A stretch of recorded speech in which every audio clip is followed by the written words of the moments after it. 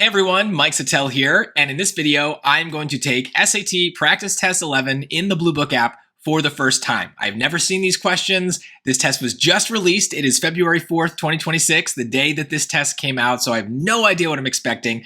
I'm going to take it blind the same way that you would take a real SAT. So you'll see me struggling through questions I've never seen and trying to pace myself through these modules, especially the hard modules. So hopefully it gives you a good sense of what someone who is an expert at the SAT does during an actual SAT so that you can maybe copy me and do it just as well. I'm definitely hoping for that 1600, but we'll see. I usually get a reading question wrong or something. We'll see how it goes. I will, of course, reveal all my answers at the end and make sure that we understand that everything that I do during the test, I'm trying to get the right answer, but I might not actually get it. So any issues I will correct at the end. But that's also a reminder that you should not watch this video unless you've already taken Practice Test 11 yourself. There are only a limited number of practice tests in the Bluebook app. This is the first official practice test that we're getting in about a year. So for me, this is very exciting, but it's probably also the last practice test we may ever get. So if you're already running low by the time you get to 11, this is it. Don't waste these tests. That's a very important part of your SAT prep. The SAT practice tests are an essential part of your prep, but they should not be the main part of your prep. You want to be doing other work, usually with the question bank, to make sure that you are targeting specific topics in between your practice tests. The practice tests and the accompanying scores are a great way to evaluate your prep, but they should not be your main practice. So without further ado, let's get into it. I've got my scratch paper. I got my calculator ready for when we get to the math section, and we'll see how it goes. I'm hoping for, like I said, that 1600. But remember, just do your best and try to take these practice tests under conditions that replicate the real SAT. So I'm just going to say things out loud as I go. Those are the exact thoughts running through my head, the same kinds of thoughts I would have during the real test. I might not always solve things the most efficient way, but I will have specific videos for all of these questions at a later date, so that way you can find the most effective, efficient solution for questions, even if I don't stumble upon them here. So let's get started with reading module 1. All right, here we go. Practice tests, everything's good. And first module. Okay, so first things first, we're gonna skip to grammar. Let's see, it's not number 15, it is number 16. And this looks like a verb tense question. So let's see which choice, blah, blah, blah. So this doesn't seem like the singular plural rule. This doesn't seem like to an ing. This is probably just past, present, future. The rough frog is a species of amphibian native to Australia. Currently, the frog's range includes parts of northern New South Wales and southeastern Queensland. It says currently, so there you go. Moving on. All right, so punctuation, probably we need to check the colon first. In order to use a colon, we need to have a complete sentence beforehand. So it says the 12th Amendment ratified in 1804. That's not a complete sentence. So that's gone, and that means also the single dash is gone. So I think we're going to pick the comma. This feels like an extra clause. The 12th Amendment, ratified in 1804, separated the election for the two offices. Yes, that ratified in 1804 part is an extra clause, so separated with commas. Good. All right, same thing. Here I see a period and a semicolon. Those are probably both wrong since they mean the same thing. But let's try this colon. So we would still need a sentence beforehand. In these works, Twombly's artistic style is exemplified by his use of graffiti-like scribbles. Okay. That often incorporate words or phrases from poetry and mythology. So it is a sentence before, but the word that is going to be the connector. I don't need this colon, so I think it's just B. Let me just make sure.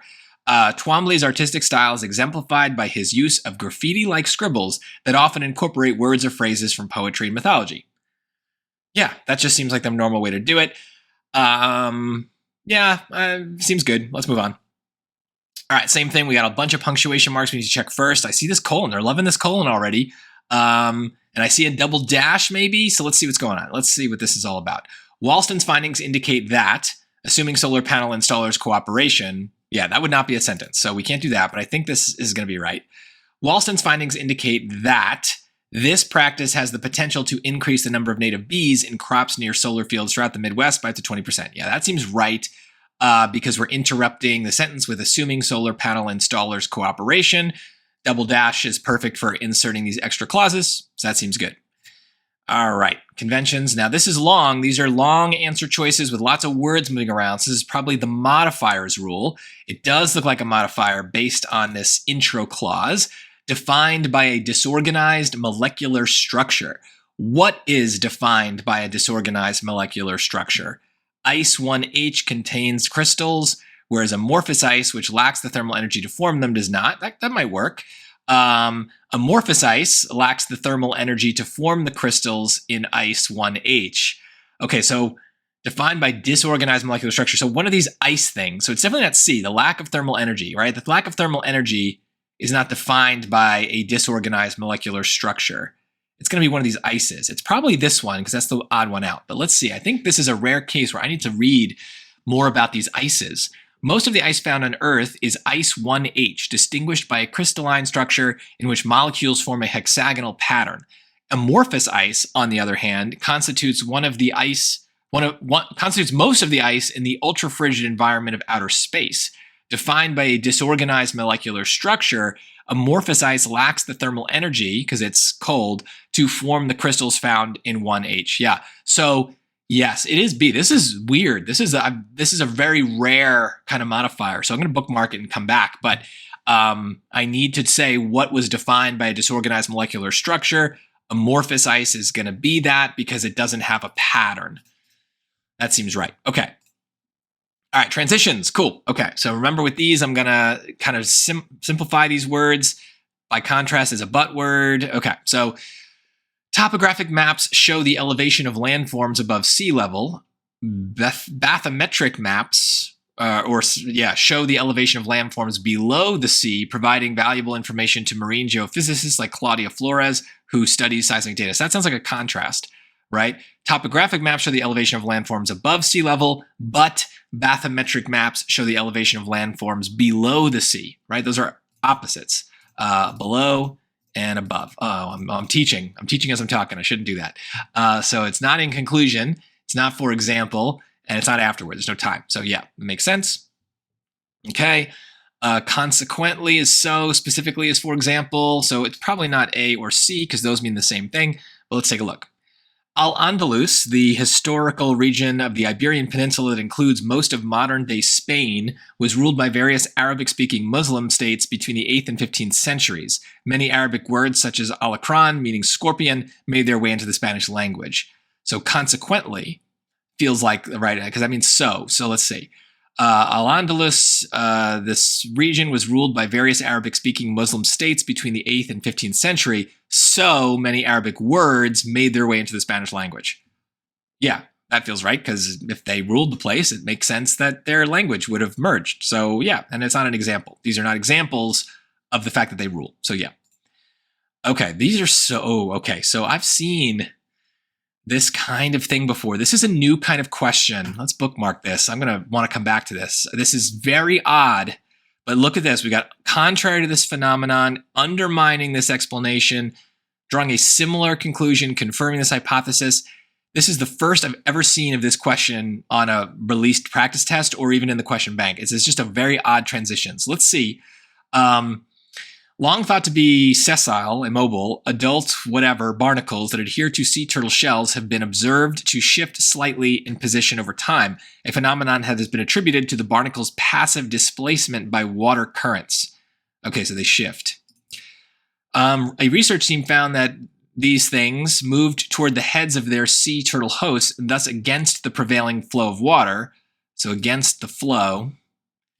Behavior consistent with self-initiated locomotion. It's been attributed to passive displacement.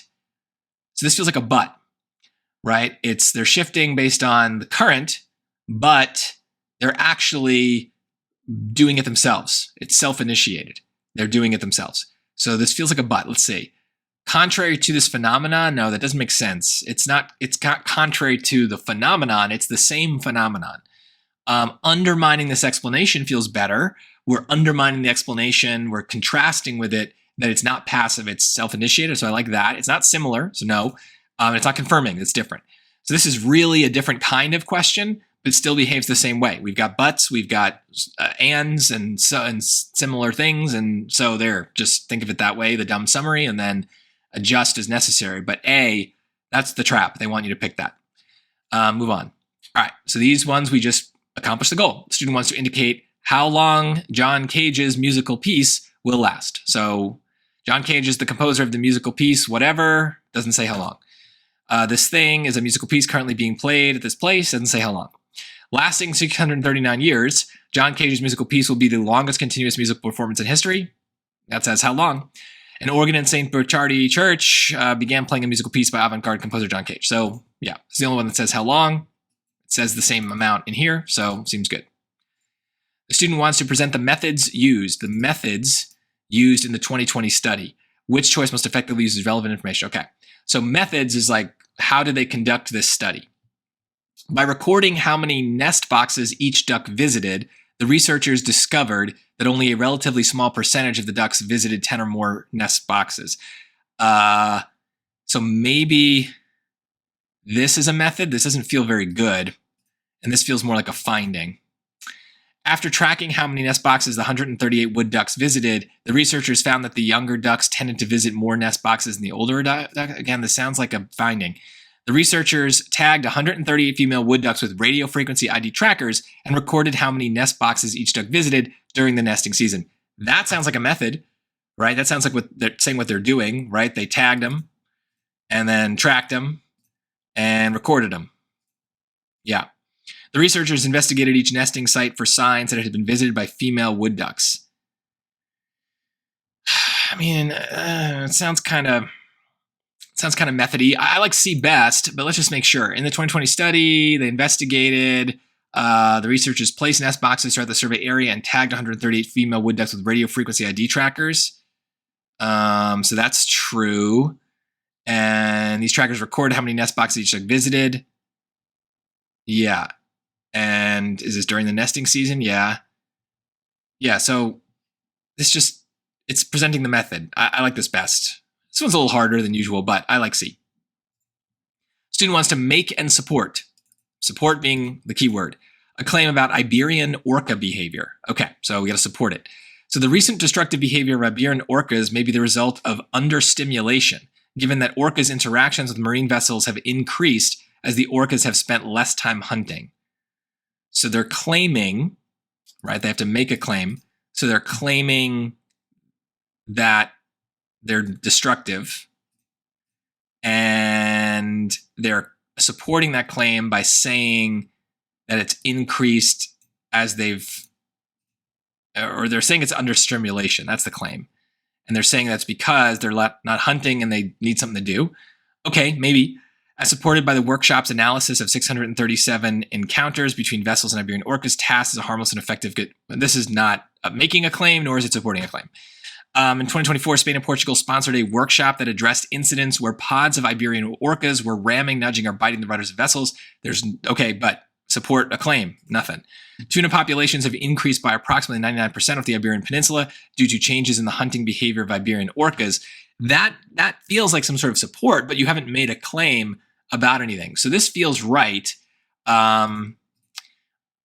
Destructive behavior is a claim. It's the result of, right? This, and then they're supporting it with the less time hunting. Is this part of the thing?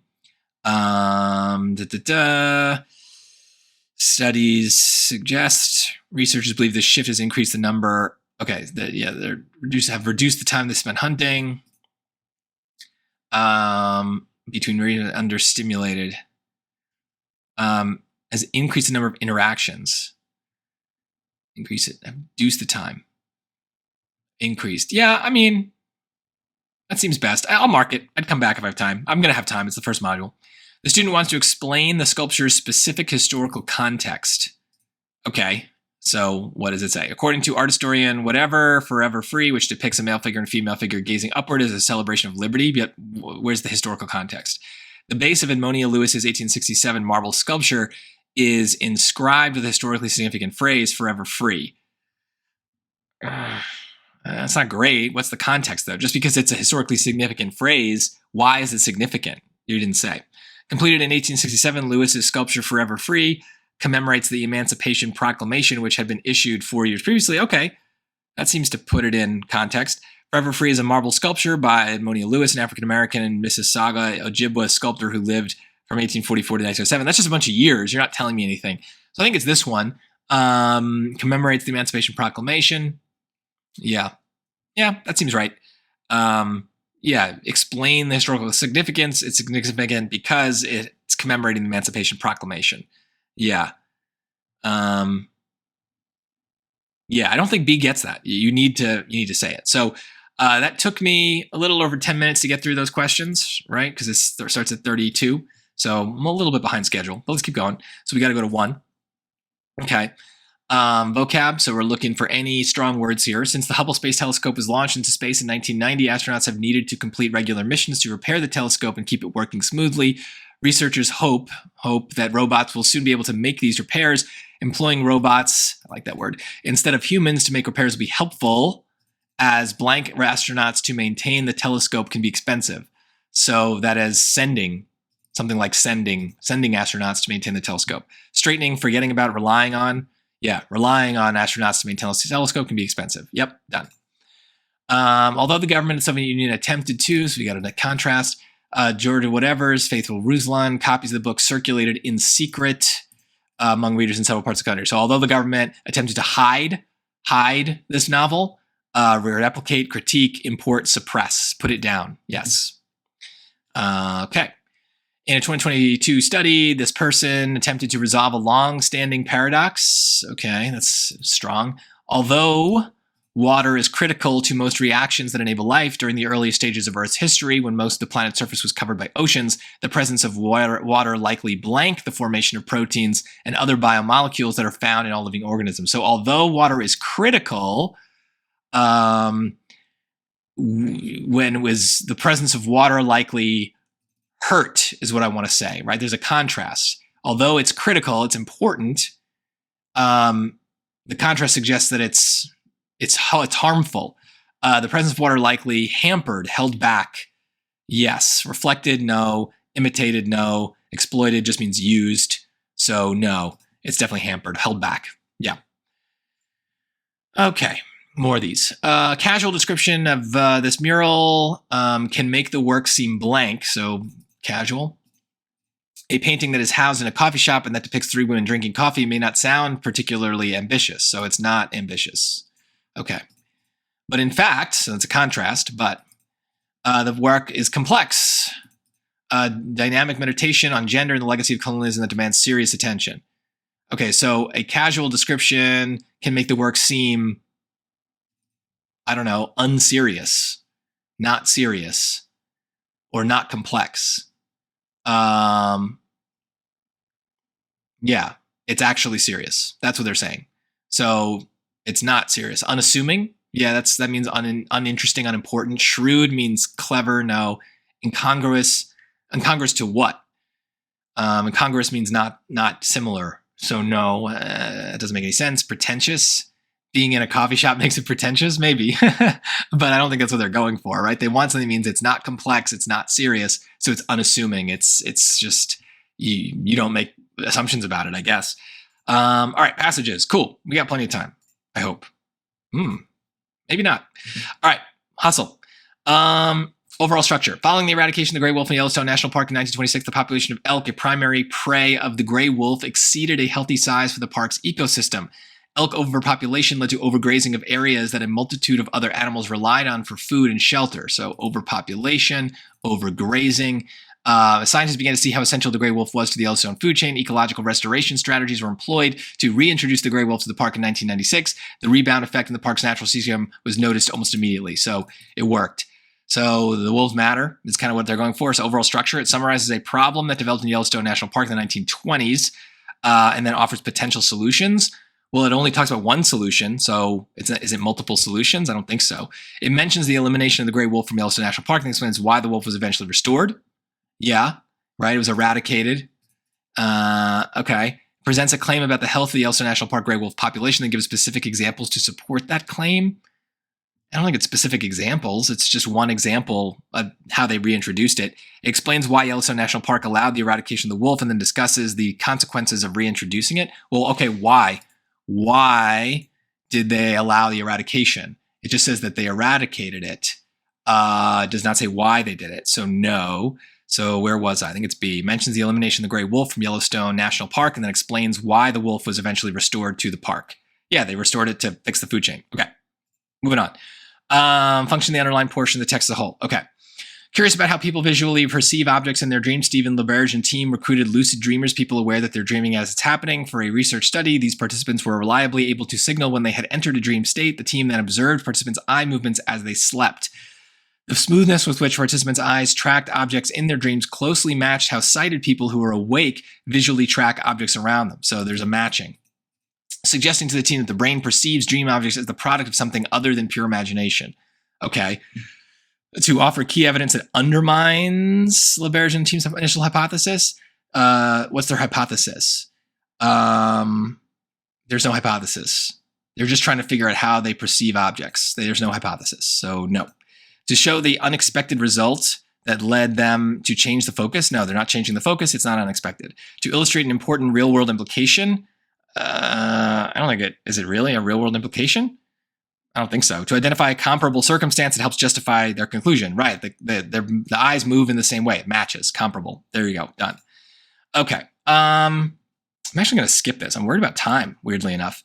Let's look at this one. Based on the text, this person would most likely agree with which statement. Okay. The text is an excerpt from a letter to Lady Howard, by Lady Howard to Evelina's guardian, Reverend Villers, in which Lady Howard discusses an upcoming trip to London planned by her daughter, Mrs. Mervyn's family. Oh my God, this is quite the sentence. Okay, so based on the text, Lady Howard would most likely agree with which statement about Reverend Villers. So Lady Howard is the author, and it's to someone, but not Reverend Villers. So what do they say about Villers? It is very earnestly the Mervyns' wish to enlarge and enliven their party by the addition of your amiable ward, meaning your guardian, Villers, who would share equally with her own daughter the care and attention of Mrs. Mervyn. Do not start at this proposal. It is time that Evelina should see something of the world. When young people are too rigidly sequestered from it, their lively and romantic imaginations paint it to them as a paradise of which they have been beguiled. Oh no, I'm messing this up. They're talking to, no. By Lady Howard to Villers. This is to Villers. Oh my God, I'm getting lost. Okay. Is very earnestly the Mervyns' wish to enlarge and enliven their party with the addition of your amiable ward, meaning the daughter, the Evelina, who would share equally with her own daughter the care and attention of Mrs. Mervyn. Do not start at this proposal. It is time that Evelina should see something of the world. When young people are too rigidly sequestered from it, their lively and romantic imaginations paint it to them as a paradise of which they have been beguiled. But when they are shown it properly and in due time, they see it such as it really is, equally shared by pain and pleasure, hope and disappointment. So I think she thinks that he's hiding her. He's hiding her away. Although the manner in which he has raised Evelina is in many ways exemplary, he has been misguided in shielding her from the influence of other young people. Maybe. He has imparted to Evelina his own idealistic view of the world, which results in her being unprepared to face inevitable disappointments. That sounds really strong. Their lively and romantic imagination is painted to them as a paradise. It's not that he's being idealistic. She's just seeing it that way. I don't like that one. Although his desire to guard Evelina from unscrupulous people is commendable, his general mistrust has led him to be unduly wary. No, it's not about him being nervous of the Mervyns. It's about how he guards the girl. He is overly protective of Evelina, who would likely benefit from a greater variety of experiences than she has thus far. I like this one better.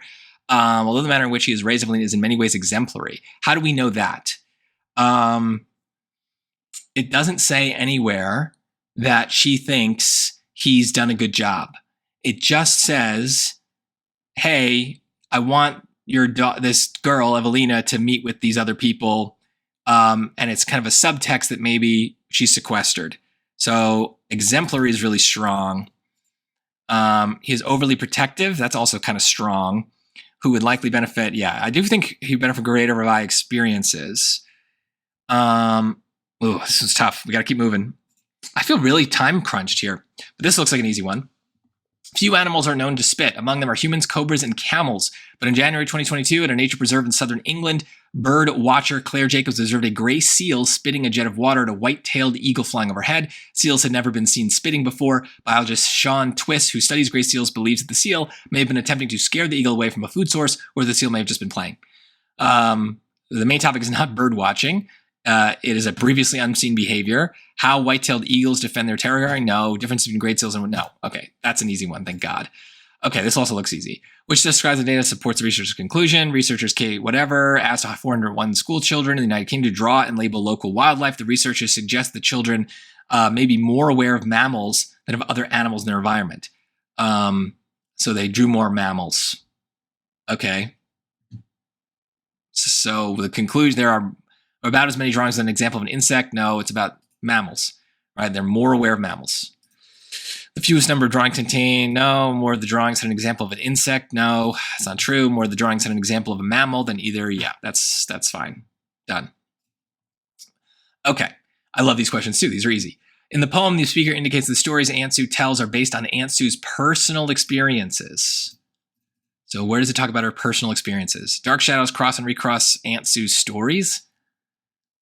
Dark shadows, that sounds grim. Okay, a listening child knows that Aunt Sue never got her stories out of any book at all, but that they came right out of her life. I mean, personal experiences. The stories are told during summer nights. Yeah, no. People in the stories mingle themselves softly, and the flow of old Aunt Sue's voice mingle themselves softly. But that doesn't, just pick the most obvious answer here. Yeah, they came right out of her life. They're based on her own experiences. That seems obvious. Okay, moving on. How are we doing? All right, keep moving. Best to illustrate the theater historian's claim. All right, so let's find the claim. Founded in 1965 and originally established as a cultural extension of the United Farm Workers, a union representing many Mexican-American agricultural workers at the time, the theater troupe El Teatro Campesino has achieved recognition as a source of inspiration for subsequent Chicano theater companies and as a contributor to the dramatic arts. In an article about the company, a theater historian posits that a significant stylistic influence on El Teatro's early performances was the audience-mediated slapstick comedy of carpa theater, vaudeville-style shows popular in Mexico and the U.S. Southwest. So this is a long thing, but they're talking about the influence is this slapstick the audience is involved in some way. Okay. The company presented actos, short comedy sketches that often relied on exaggerated physical humor to groups of agricultural workers whose reactions, enthusiastic cheers of appreciation, and occasionally loud boos of disapproval promoted improvisation. Okay, so the audience is involved, maybe. Okay, the company was focused on the reality of the present situation and discovered that humor was often found in that reality. Consequently, comedy became a tool to convey social critique while entertaining and inspiring audiences. I really want the audience involvement.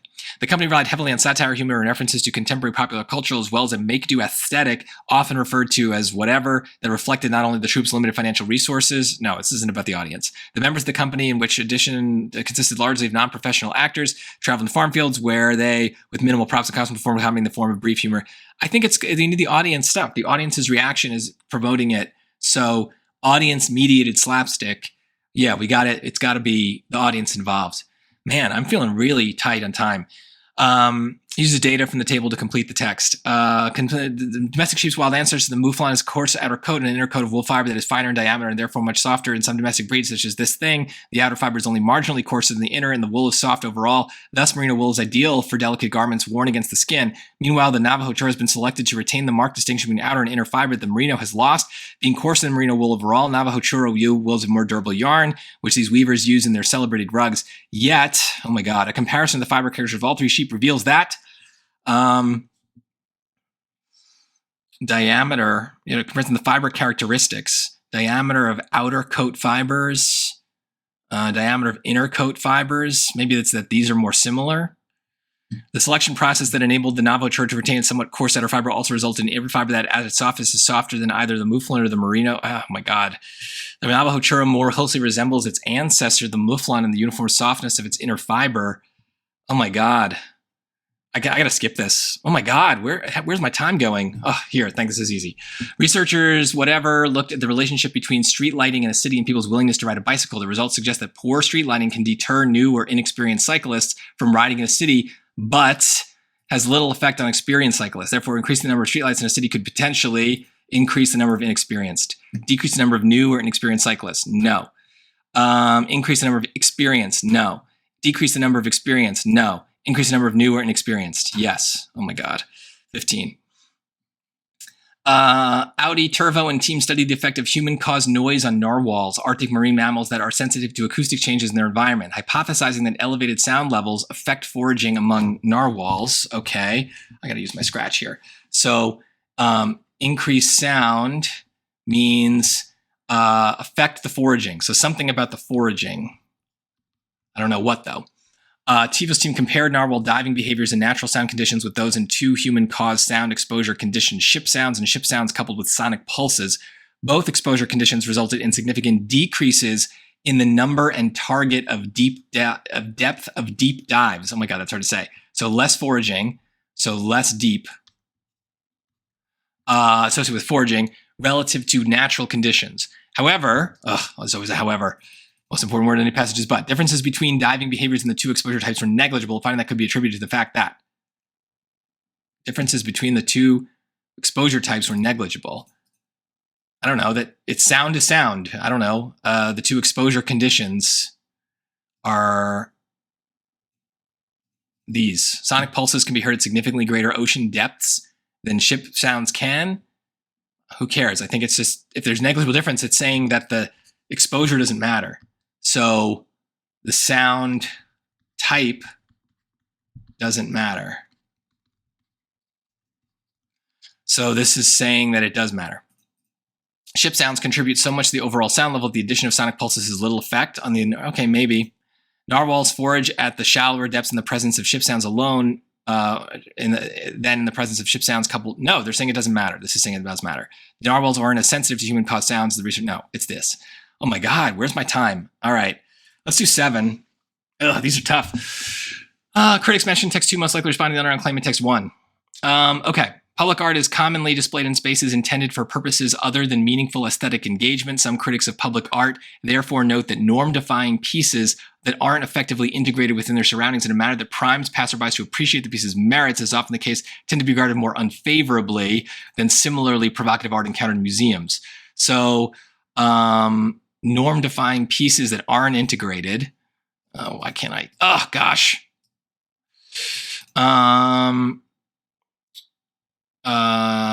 Tend to be regarded as more unfavorably. Okay, good art often challenges and disrupts social and aesthetic norms, but the creation of public art, paintings, sculptures, and performance pieces displayed in non-museum or non-theatrical public settings typically requires broad agreement among artists, whatever. Public art that fails to appease everyone by being sufficiently aesthetically and conceptually bland almost inevitably provokes backlash. So they're saying it's by being sufficiently aesthetically and conceptually bland almost always provokes. Okay, by arguing that the reason members of the general public might disagree about a public artwork's merits is unrelated to the unconventionality of it. Maybe by agreeing with the idea that only works of art that are universally appealing are suitable for displaying in public. No, this is too strong. By disputing the notion that civic leaders and community members are easily placated by art that is intended mainly to reinforce social norms. Who cares about the civic leaders? By contending that the kinds of reactions controversial public artworks often receive aren't exclusively a result of attributes inherent in the works themselves. Disagree about a public. By arguing that the reason members of the general public might disagree about a public artwork's merits is unrelated. No, I don't think it's unrelated. Because it has to do with the setting. By contending that the kinds of reactions controversial public artworks often receive aren't exclusively the result of attributes inherent in the works themselves, right? It has to do whether it's integrated in the surroundings. So I think it's that one. Oh my God, I can't believe I'm running out of time in this section. So domestic sheep's wild animals, the mouflon, has a coarse outer coat, and inner coat of wolf fibers is finer and therefore much softer. So this means the lower this number, the softer. Yet a comparison of fiber characteristics of all 3 sheep reveals that the selection process that enabled the Navajo churro to retain its somewhat coarse outer fiber, it's not that coarse, also resulted in inner fiber that is softer than maybe. The Navajo churro more closely resembles its ancestor, the mouflon, the uniform softness of its inner fiber, while the merino more closely resembles the mouflon. No, these are different. Domestication resulted in a counterintuitive increase in the inner fiber's minimum diameter, making the inner fiber of the merino and Navajo churros less suitable for delicate garments. No, they all look the same. Domestic of the mouflon and the subsequent selection process produced the merino and the outer, some greater softness of outer and inner fiber alike. Yes. No. I don't even know. Wow. That was rough. I think I did too much teaching at the front. Oh shoot, hold on, I'm gonna pause this. How do I pause? Pause. Oh my gosh. How do I pause it?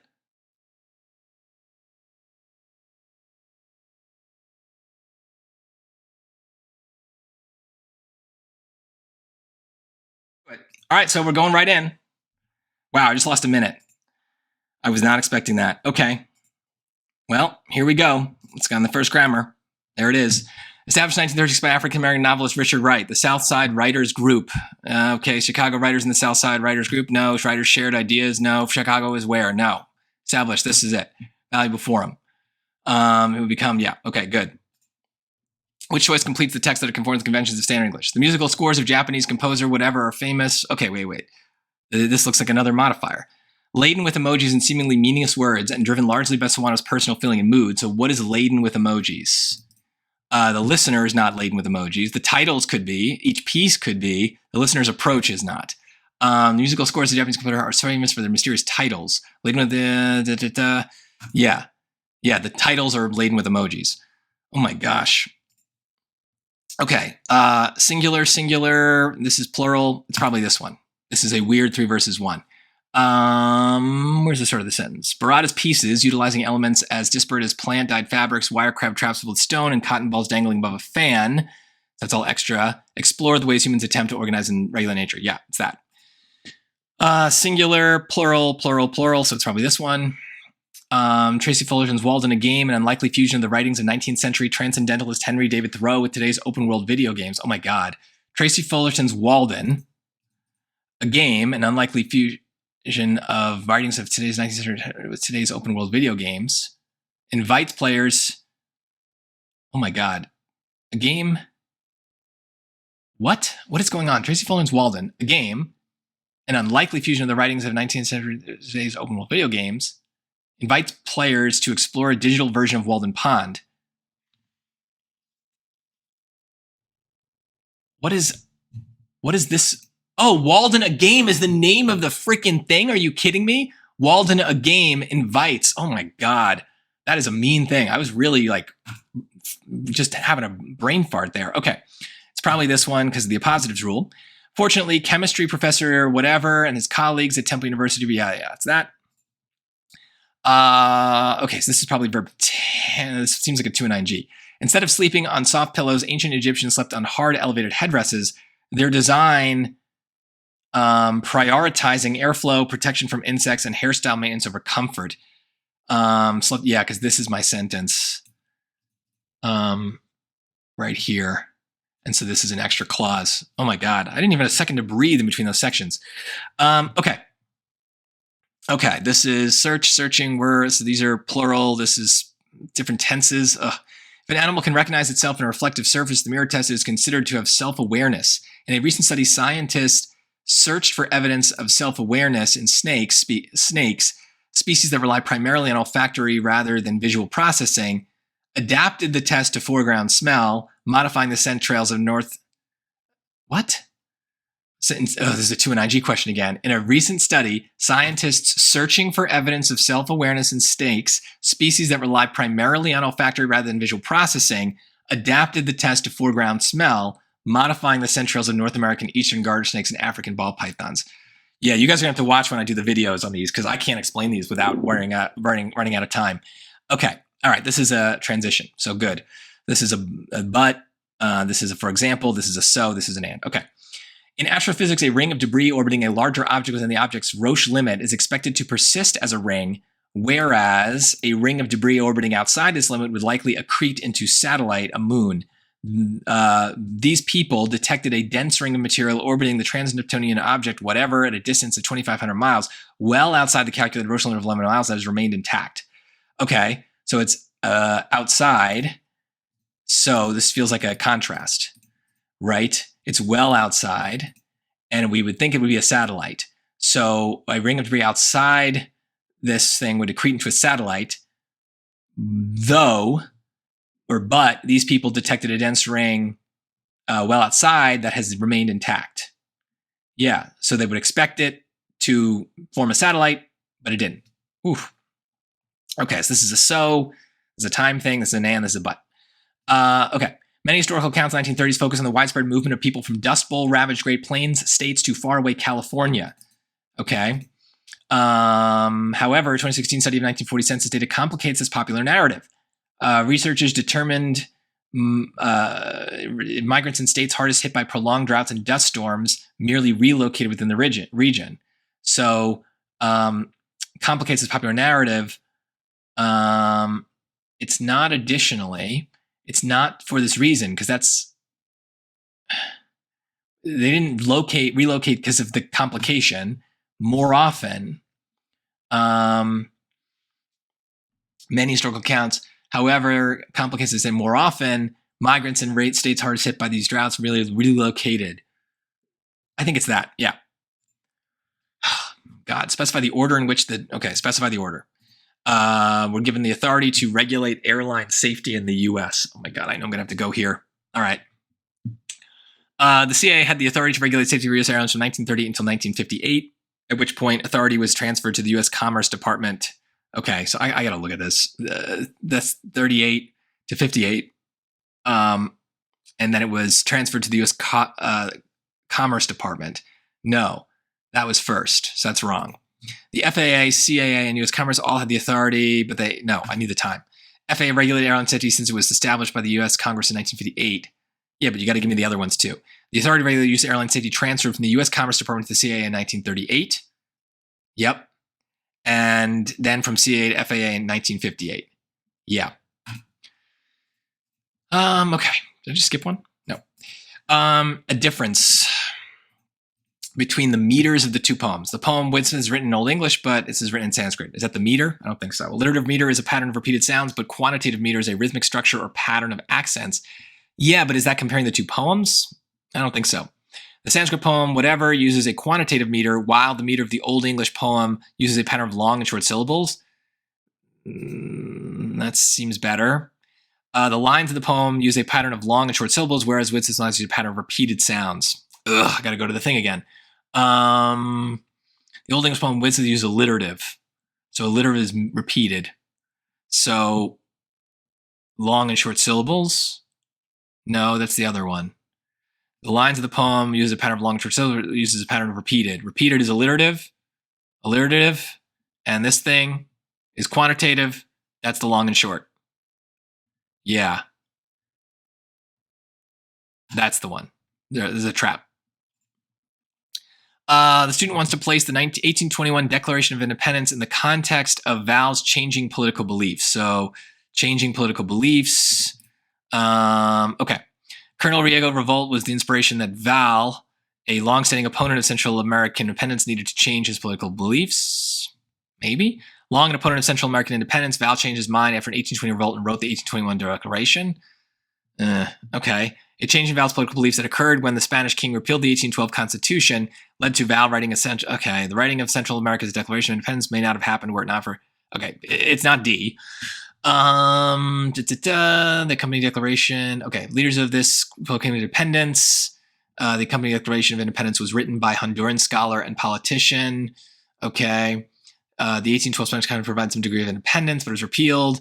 Val, loyal advisor of the Spanish Empire's administration, had long opposed independence. He changed his mind after Colonel Rafael del Riego's 2220 revolt. Okay. All right. So Colonel Riego's revolt was inspiration that Val, longstanding opponent of Central American independence, needed. Okay. Yeah, that seems fine. Long an opponent of Central American independence, Val changed his mind after an 1820 revolt. Did he write the Constitution? Yeah. Changed his mind after an 1820 revolt. Yeah. Okay, but it needs to place the declaration. So I think we need this. The change of Val's political beliefs occurred when the Spanish king repealed. No, it was the revolt that did it. Yeah, I think it's this one. All right, we gotta move. Wants to compare Fodor's hypothesis with Carruthers. So compare the two. I know they're gonna make me look at these things and find their hypotheses. In considering some but not all cognitive systems, Fodorian modularity is not as expansive in its. Okay, maybe. Following this hypothesis, Carruthers proposed that modular. That doesn't sound like a comparison.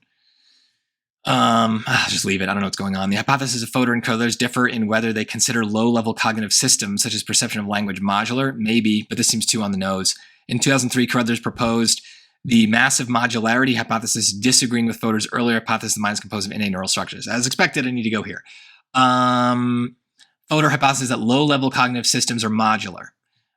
Fodor's earlier hypothesis the mind is composed of neural structures. So Carruthers proposed the massive modularity hypothesis. Okay. We disagree with Fodor's earlier hypothesis that the mind is composed of innate neural structures. Where are innate neural structures? Is the mind of these parts composed of innate neural structures, modules that perform fast necessary tasks?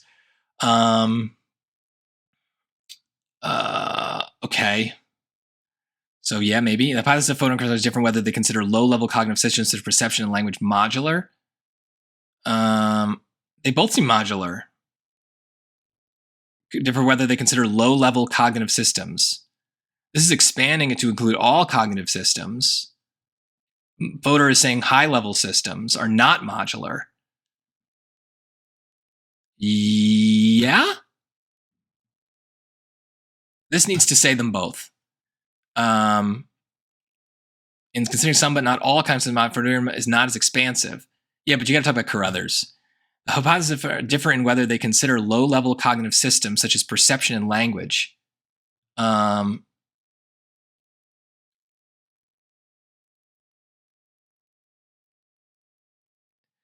Hypothesis that low-level are modular. Oh, high-level are not modular. Oh my God. So they all are. This is true. And Carruthers proposed a massive modularity hypothesis, disagreeing with Fodor's earlier hypothesis that mind is composed of innate. Oh my God. So I think it is this. Proposed that modularity. Oh my God, these are hard. Following Fodor's 1983 hypothesis, I'm wasting so much time. Carruthers proposed that modularity of mind includes all cognitive systems. Okay. Carruthers proposed that modularity of mind includes all cognitive systems. Seems right. But I feel like I need his other hypothesis. I don't have it here. In 2003, Carruthers proposed the massive modularity hypothesis, disagreeing with Fodor's earlier hypothesis that the mind is composed of innate neural structures. It's partly composed. No, he agreed with that. Right? Because he's saying some of them are modular. The mind. Ugh. In considering some, but not all cognitive systems modular, Fodorian modular is not, yeah, maybe it's A. This is hard. I am screwed here. This is rough. I did not expect to lose a minute just trying to switch modules and change my recording. All right, let's go. Gotta keep moving. Scholars long thought that the initial spread of silk beyond China occurred in the second century CE, but this view has been blanked by new archaeological evidence that reveals the people of the Indus civilization made use of silk. Okay, so they long thought one thing, but this view has been refuted, contradicted. Keep moving. Archaeologists have identified a plethora of beads fashioned from this thing, these in many sites across Western North Africa, including this place. In a 2021 paper, they attribute these artifacts apparent blank to the evolution and propagation of symbolic behavior in humans and the widespread availability. So widespread. Okay, a plethora means a lot. And attribute these artifacts apparent widespreadedness, ubiquity. Yeah. Oof. The familial structure of the black swan shows tremendous blank. Breeding pairs with demonstrated success in rearing young swans have been observed to foster those of less successful pairs.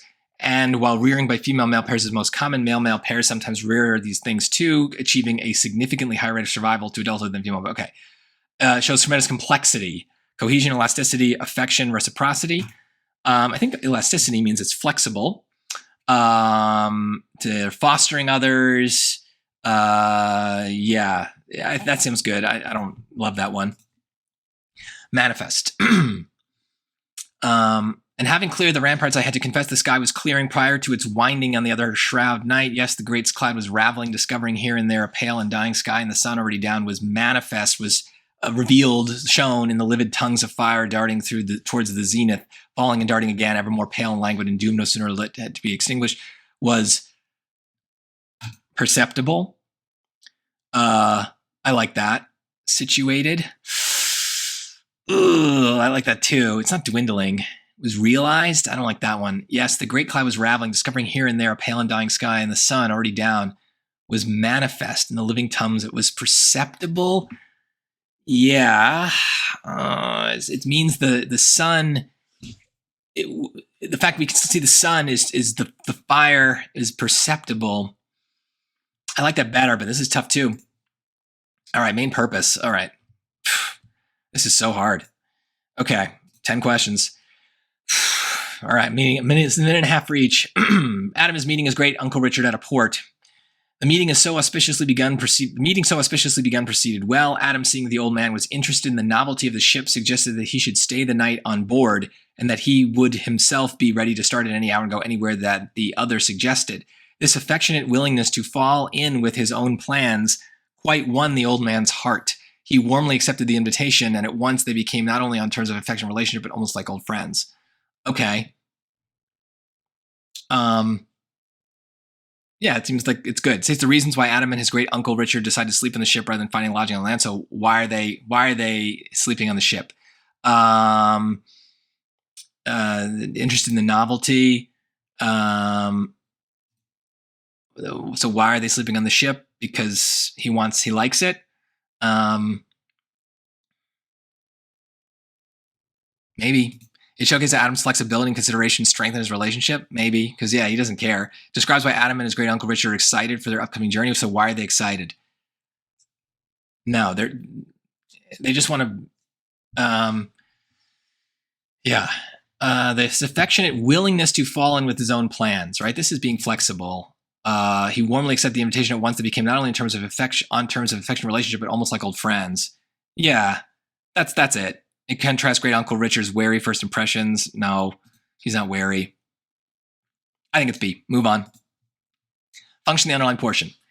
Camillo has been away from his home in Sicily and serves in the court of Polixenes, the king of Bohemia. He has asked Polixenes for permission to return to Sicily.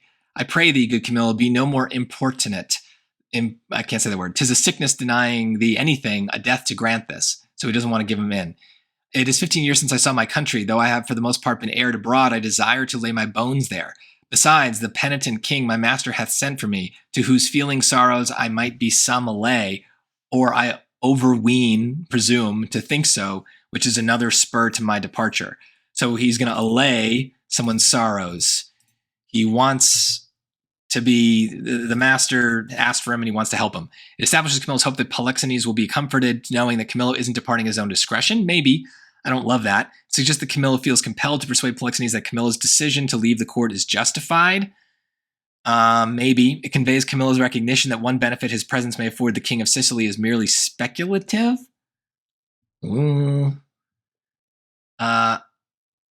Speculative. Maybe because it says presume. It bolsters the idea that Camillo's primary motivation for return was his concern for the king of Sicily's well-being in his absence. Well, it doesn't say that's his primary. It's not. That doesn't mean it's his primary. It's another spur. Okay. Camillo's hope that Polixenes will be comforted knowing that Camillo isn't departing at his own discretion. I don't know. It suggests that Camillo feels compelled to persuade Polixenes that Camillo's decision to leave the court is justified. It's justified because he wants to go see his master. It conveys Camillo's recognition that one benefit his presence may afford the king of Sicily is merely speculative. I mean, that's true. Or I presume to think so. Maybe. I don't know why that doesn't seem like a good thing. Right? It doesn't seem like it's in the thing as a whole. Establishes Camillo's hope that Polixenes will be comforted. Why comforted? Besides, the penitent king master has sent for me.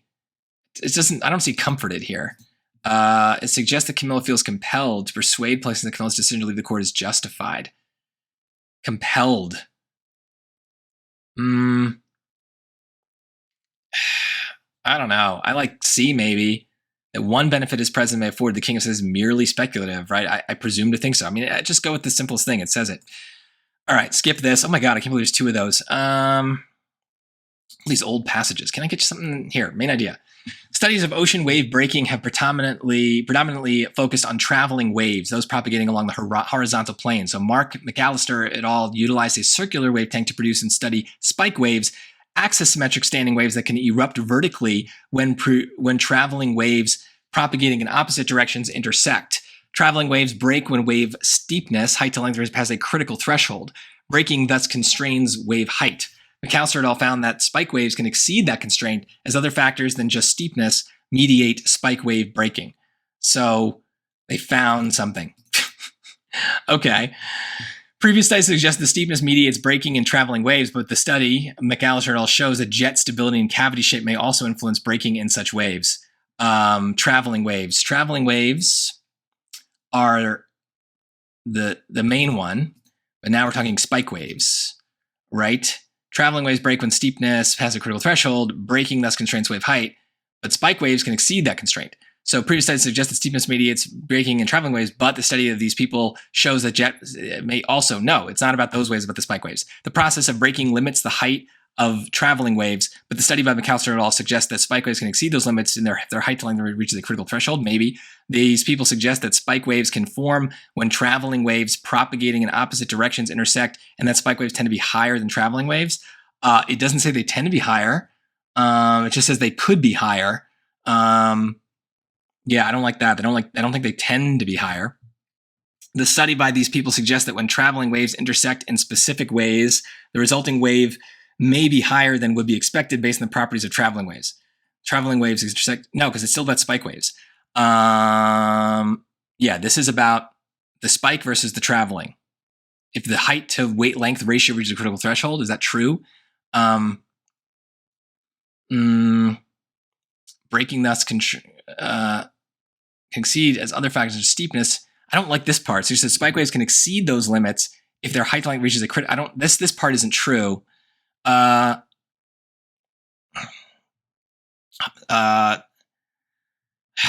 Maybe this is better. I suggest that spike waves can form when traveling waves propagating in opposite directions. When traveling, the spike waves are from traveling waves propagating in opposite directions intersecting. Oh my God, this is so confusing. The spike waves can form when traveling waves propagating in opposite directions intersect, and spike waves tend, I don't like that it says tend to.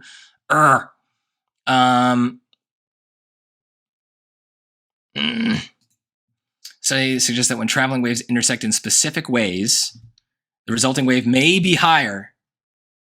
Yes, that's it. Oh my God. All right, keep going. No freaking way. Sure. Which quotation from a music streaming platform would best illustrate Walsh's finding? What's the finding?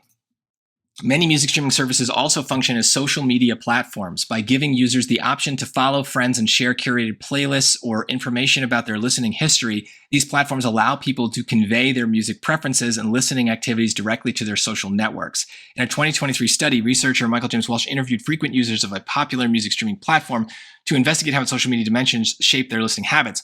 Walsh found that these dimensions tend to make study participants feel more mindful how their listening activities may be perceived, which in turn influence how they manage those activities. So, interview frequent users of popular music streaming following to investigate how its social media dimensions. Okay. More mindful. Okay. Right. So, the social media things shape their listening habits. Yeah. Okay. When I create a playlist or choose songs I listen to, I often pick songs that I think the friends who are following me might be interested in listening to rather than what I might actually prefer. Yeah, okay. Because the predictions the platform makes about what new songs I might like depend on my past listening habits, at times its recommendations feel overly repetitive. Now, the social aspects of social music streaming make it really easy to create a sense of shared listening experience with my friends. No, because it's not changing how you listen to things. Listening to music through a streaming platform feels a lot more passive since I don't need to make any deliberate choices about what music I'm going to consume like I do when I'm, okay, no, it's definitely A. Ugh. See, find easy questions. All right. This looks easy. Let's see. Complete the example. It's a planet system with a central red dwarf star and several Earth-sized exoplanets. Okay. Each planet in the system is so close in orbit to the star that the gravitational forces acting between the planet and the star cause the planet's rotational period around its axis and orbital period around the star to be equal. Orbital period. Okay. For example, the orbital period of TRAPPIST-1e is 6.1. Okay.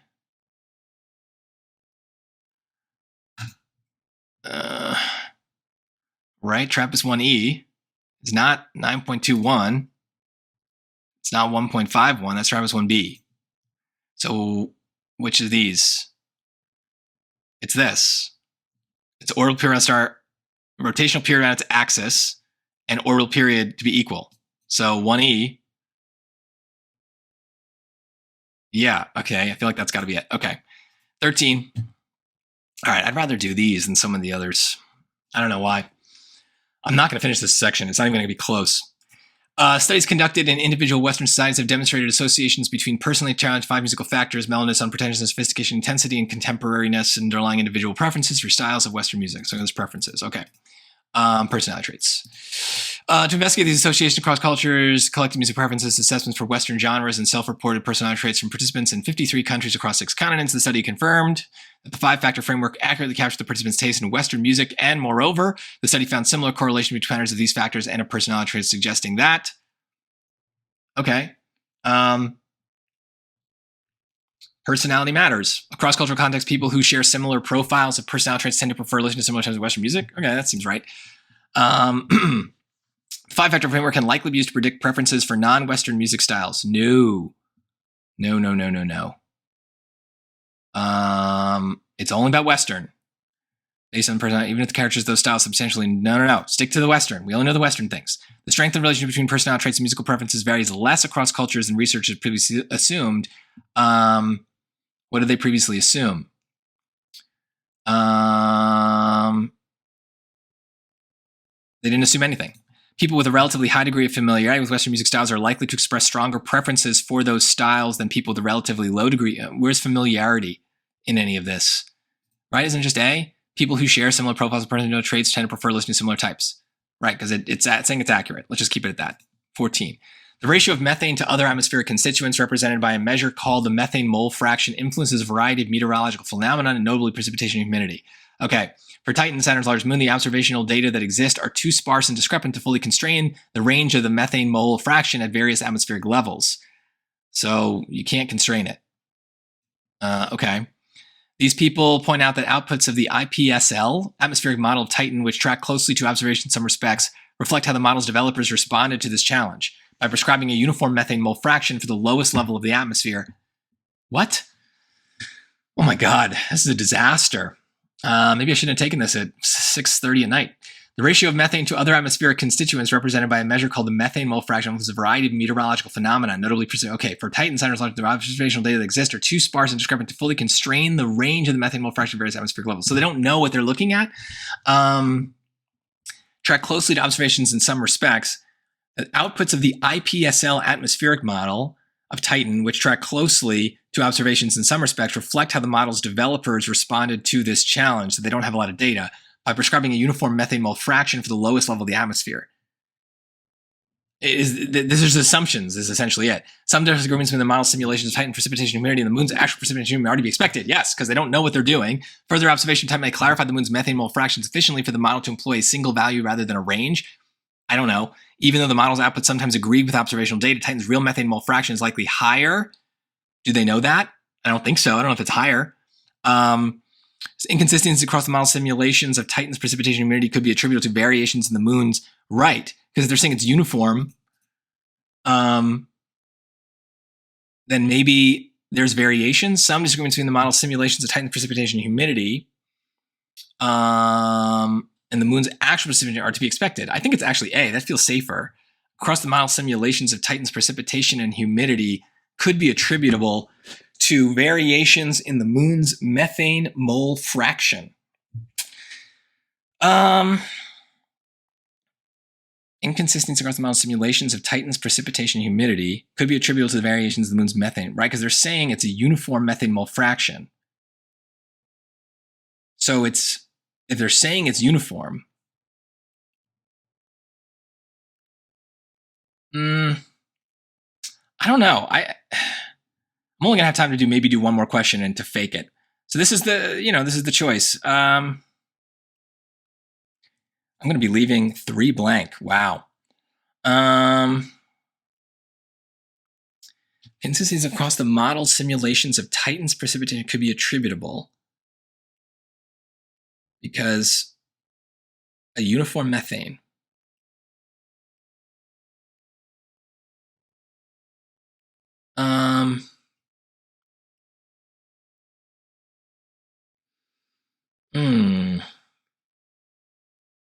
I don't know if it's higher.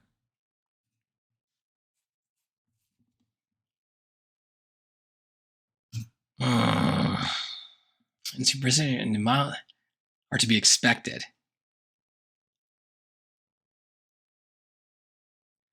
I like this one. I'm going to bookmark it. I have to bookmark basically everything, but let's just guess stuff here.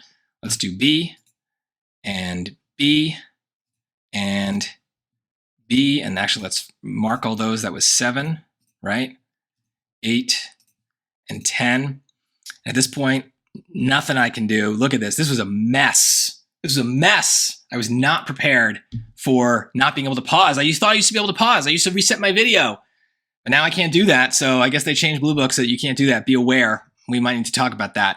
But oh boy, that was rough. That was really rough, but I'm glad I had a plan. I did some questions. We're going to see whether the questions I did ended up being ones I got right or if I made some poor choices. Wow. All right, let's take a break. I got to reset everything. Let's do math. I hope that's better. All right, I'm ready, and we're not going to take anything for granted. I'm going to resist the urge to teach. We're just going to talk, and we're going to solve. Which equation is the same solution? So 4x plus 1 equals 33. If we subtract 1, we get 32. Yep. Function k is defined by kx equals x cubed plus 110 was the value of k when x equals 2. So 2 to the third is 8. 8 plus 110 is 118.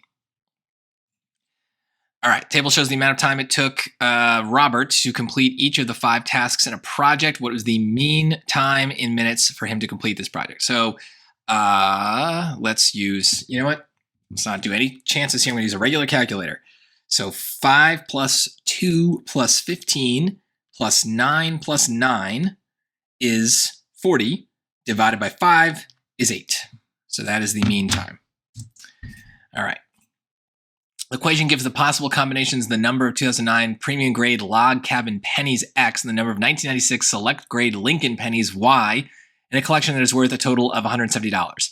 If there are, oh my God, look at this stupid writing, 6 1996 select grade Lincoln pennies in the collection, how many 2009? Okay, this is just plug points in equations. Jesus. All right. Let's just use Desmos here. Okay. What do we got? 8x plus 11y equals 170. And they're saying 6 of the 96 ones. The 96 ones are the y. So 6. Oh gosh, I hate how it does this. So that is 13.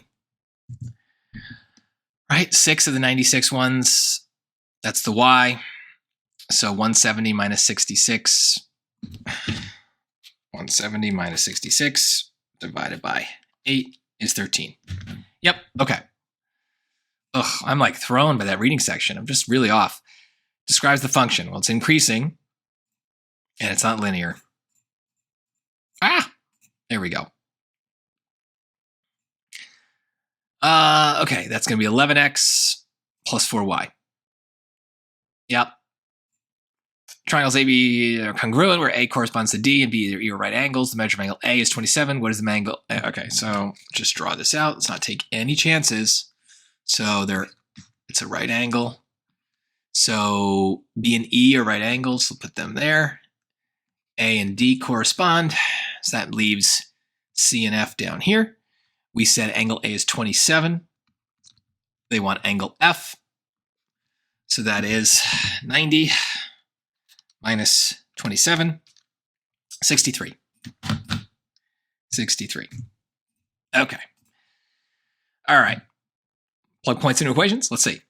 There are 240 players in a tennis competition. That includes 4 rounds of matches. Each player in the competition will play a match against another player in round 1. At the end of each round, the player who loses the match is eliminated, and the player who won the match advances to the next round to play a match against another winning player. Which equation gives the number of players P eliminated at the round R, where R is less than or equal to 4? Ugh, so it's plug points and equations. But so, okay. So they want, at the end of each round, the player who loses the match is eliminated, the player who won. Okay.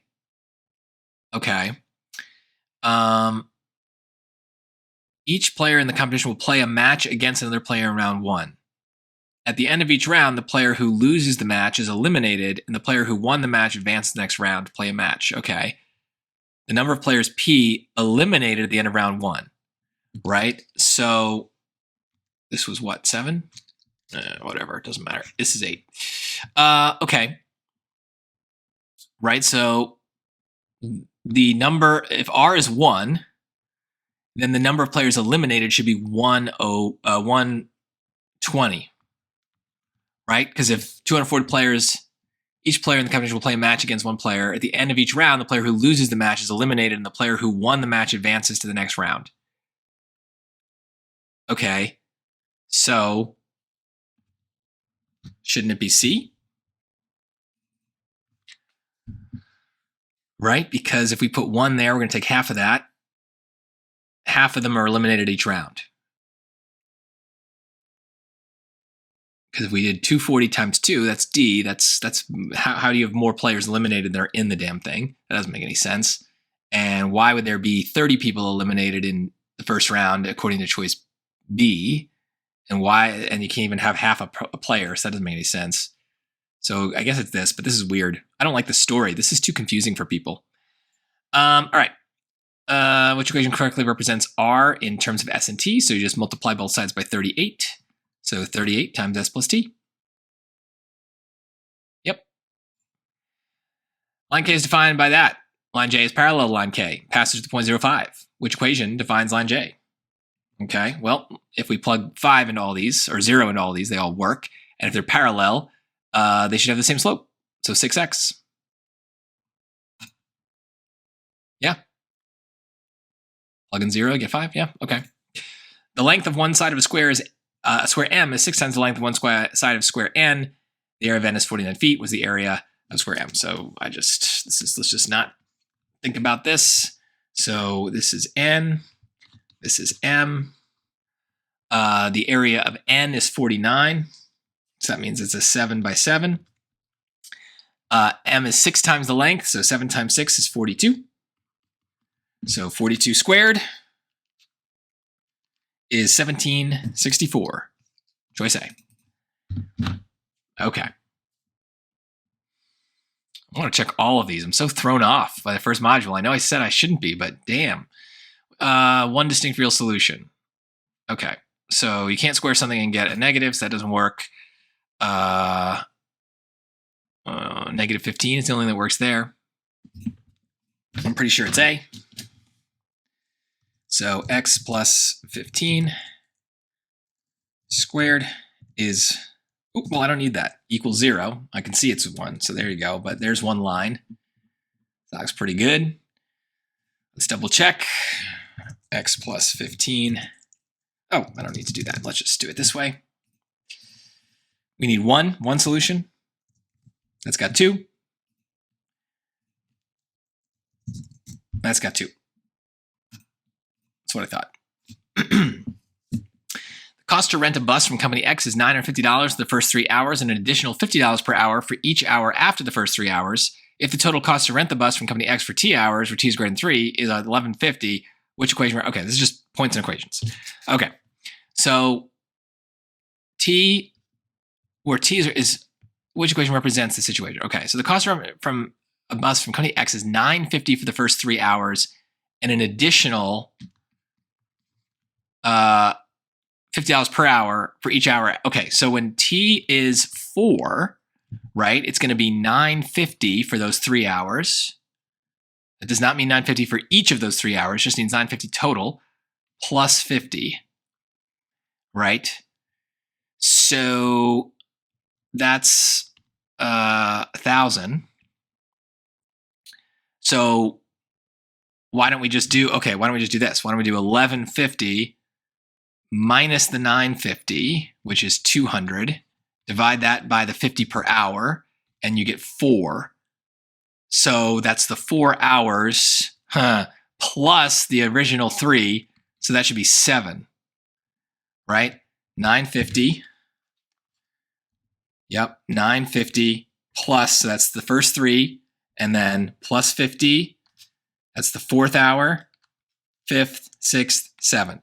So if I plug 7 in for t, I should get an equation that makes sense. So let's just do it. Let's not get crazy here. 950 times, here, let's do this, t equals 7. Get rid of this, okay. 950 times t minus 3 plus 50t. Nope. 950 times 3t. I don't think this is going to work either. Plus 50t. Nope. 950 plus 50 times t minus 3 is 1150. That looks pretty good. And 950 plus 50 times 3t. Nope. Cool. That makes sense too. Plus 50 and then, yeah, okay, that makes sense. Okay, 4 values of x and their corresponding values of g. The function we've written as g of x equals mx plus b, where m and b are constants. What is value b? Just, let's regression this thing. 1, 32. 2, 28. Okay. It's a line. All right. We're in B, so they want B. B is y-intercept. Y-intercept is 36, which makes sense because we're doing 4. So if we go back 4, we get 36. Okay. Population of the town doubled every 75 years. Population of the town was 240 in 1959. What was the population in 1659? Okay. So this is a weird exponential that I don't love, but that's okay. Let's move this cord. Okay. If I had answer choices, this would be so much easier. So 15. So it's an open formula situation. But let's make some changes, right? Doubled every 75 years. That means that this is 2. We don't know the original. We know the new, which is 240,000. And how many cycles of 75 years have happened, right? That's essentially what I need to know, right? So 1959 minus 1659 is 300. That is 4 cycles of 75. So I could do this slightly differently, but I'm going to do it this way. So we're going to divide both sides by 2 to the 4th, which is 16. Okay. 240,000 divided by 16 is 15000. 15000. Okay. I'd love to check this. I could check this easily, but let's keep moving. Keep moving. All right. Slope. Okay. Just do it the old-fashioned way. Well, actually, no. Let's do it the new-fashioned way. Let's make a regression. So it's line of best fit, so I don't care about the dots, but it looks like the point 0, I don't know, 3.2 is on there. And let's go 10 and 9.1. Let's get a linear regression from that. 0.59. Looks good to me. There you go. Does it kind of look like it?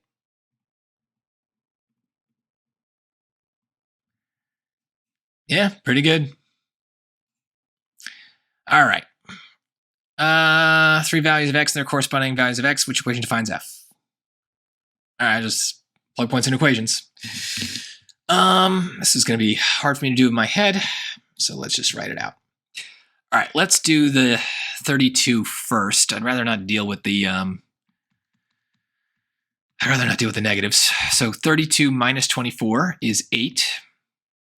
32 minus 30 is 2 plus 4. So 16 plus 4 is 20. I need it to be 8. No, B. 32 minus 24 is 8. 32 minus 30 is 2. Minus 8. 16 minus 8 is 8. So that works. Doesn't mean it's right. Let's try C. 32 minus 8 is 24. 32 minus 32 is 0 plus 32. So that's 32. No. 24, 0 minus 32. Nope. So it's this. I'm definitely going to check this as well. I have different ways of doing it, but let's just leave it at this for now. All right, circling XY plane is center at 1918, a radius of 9K. Which equation represents this circle? Well, let's do the center first, and unfortunately, that doesn't help. So the equation of a circle is that it's x minus h squared plus y minus k squared equals r squared. This part I don't care about. It's all the same. So the radius is 9k. So 9k squared becomes 81k squared. I could arithmetize with this later, but that seemed pretty easy. Okay.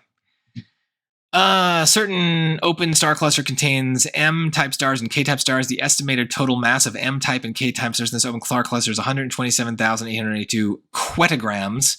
The graph shown models the possible combinations of the number of M-type stars X and K-type star. Okay. Blah, blah, blah. Same estimated math. Okay, blah, blah, blah. Math based on the graph, which is the following is the closest to the estimated mass in quetagrams of each M-type star. So we got to go to when there's no K-types. So that's here. That's 160,000, right? Or 160 of those in this number, right? So I'm just doing 127,882 divided by 160, 800. Yeah, because it's not really 160. It's like 158. Oop. Yeah. That seems too easy for number 19. Is it just that no one's going to think to do that? Goodness. All right, let's leave it at that for now, but I don't know. Let's mark it. In triangle QR as shown, QR is less than RS, which expression represents the length of QS. Okay. Obviously, they want me to do trig, so let's do that. Okay. So 20. QS is the hypotenuse. So SOHCAHTOA. Either way, it's Q. Q, 18, is the opposite. So it probably means sine. So sine of Q is equal to the opposite. Why did they tell me QR is less than RS? Sine of Q is equal to the opposite, which is 18, over the hypotenuse, which is QS. So QS multiply is times sine Q is equal to 18. So divide by sine Q. Oh my God. Sine Q.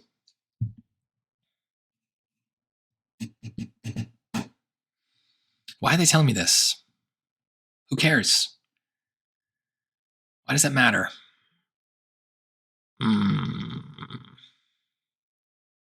QR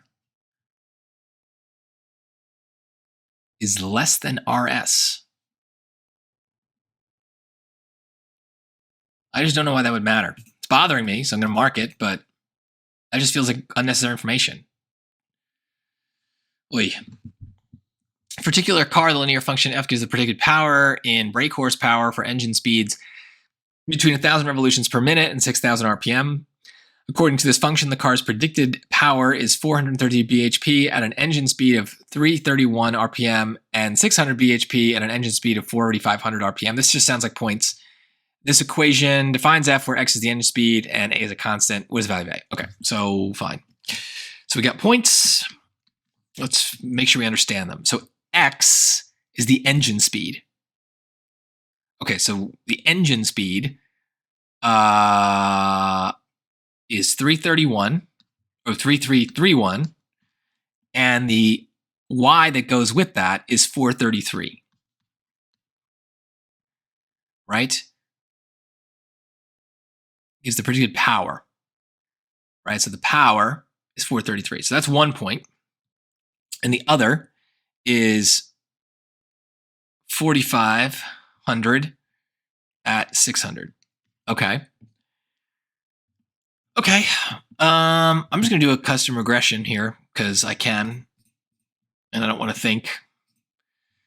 So 3331, 433, 4,500, 600, and we're going to do y1 tilde 1/7 x1 minus a plus 433. So a is 3331.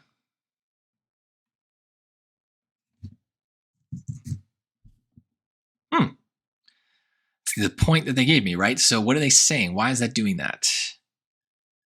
Because according to the car's predicted power, so 433, right? So we kind of need this to be 0. So 3331 minus 3331 would be 0, whether we're taking 1/7 of it or not. So that seems to work. All right. I like that. How many distinct field solutions? I don't know. Let's see. 52 x to the third plus 64 times x to the fourth minus 81. And we're not going to do equals 0. I want to see it. All right. It looks like 3. But is there a trap somewhere? Let's see. Okay. There's 1. That looks like 2. That looks like 3. If I zoom, any others coming up? I don't see any others. So it looks like 3. But we got a lot of time. So bookmark, and let's just do this. Let's go right into it. So what's the algebra behind this? Okay. This is going to be a factoring situation. So 52, the 52 doesn't matter. So who cares? Right? So x to the third plus 64. X to the third plus 64 and x to the fourth minus 81. So this one's easy. This is 2 difference of 2 squares. So x squared minus 9, x squared plus 9. And these all equal 0. Right? So you can't factor this anymore because nothing squared plus 9 is going to get you 0, so that goes away. This is going to be x plus 3, x minus 3. So there's 2 solutions right there. 1, 2. All right, factoring a cubic is annoying. I know there's ways to do it. Can I just use Desmos again and ignore? Right, so x to the third plus 64 equals 0. So x to the third equals negative 64. So the cubed root of those, is that what I'm looking to do? Cubed root function. Oh, shoot. That's not what I meant to do. Function cubed root of negative 64 is negative 4.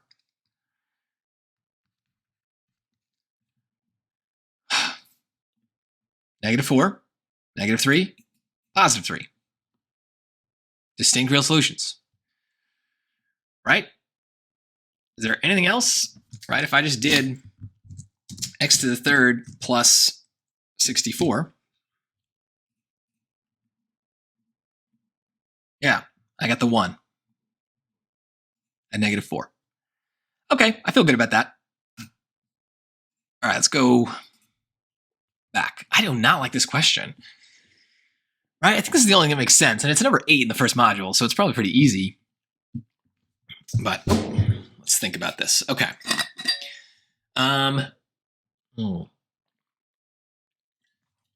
the end of each round, the player who loses the match is eliminated, and the player who won the match advances to the next round to play a match against another winning player.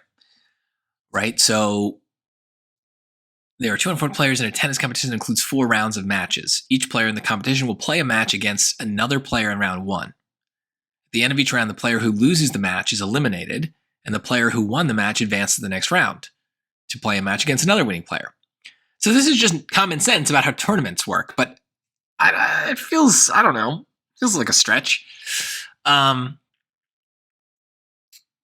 the function is supposed to give the number of players eliminated, which is, it's also going to give you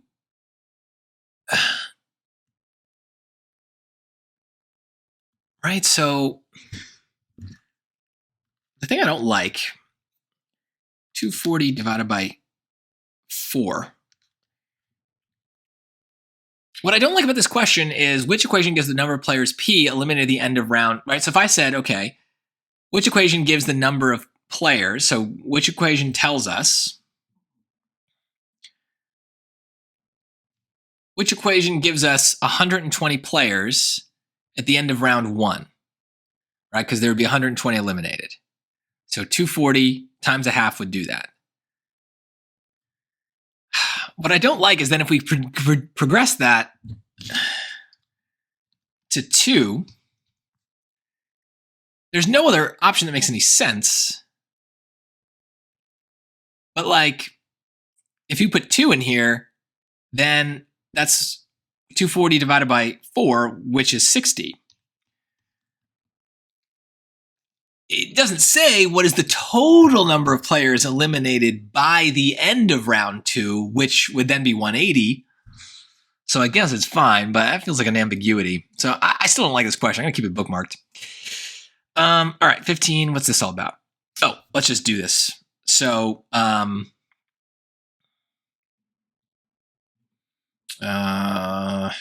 this was this one, right? So let's switch colors. So in 1659, we have 15,000 people. 75 years go by, so 1659 plus 75, it's going to be 1734. 1734, and we have doubled the number of people, so now we are at 30,000. Another 75 years go by. It's 1809, and you now have 60,000 people. You doubled again. Another 75 years go by. It's 1884. And now you have 120,000 people. You doubled again. Another 75 years go by, and it's 1959. And how many people do we have? 240,000. So yes, that seems good. Making sure. I don't know what else could go wrong here, right? Estimated total mass of M-type and K-type stars. The K-type stars Y. Yeah. Okay. They all have the same estimated mass. Sure. Based on the graph, which the following is closest to the estimated mass of each M-type star, right? So if there's a mixture, we don't know what's going on. But if we only had M-type stars, which would be when there's 0 of these K-type ones, then we could just divide because you have a total, and then, right, so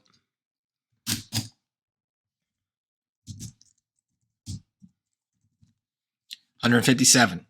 Yeah, looks about right, right? If I did choice B, 136 looks about right for the K, so that would be misreading it. What are C and D doing there? What are C and D doing there? I don't know. right? The estimated total mass is the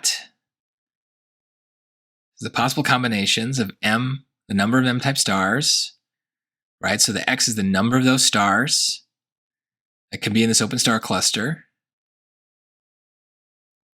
Okay.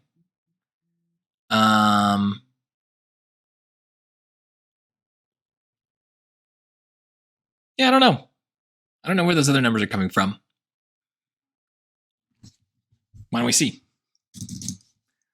51,904. 2 something. Why would someone put that? Is that like the slope of this line?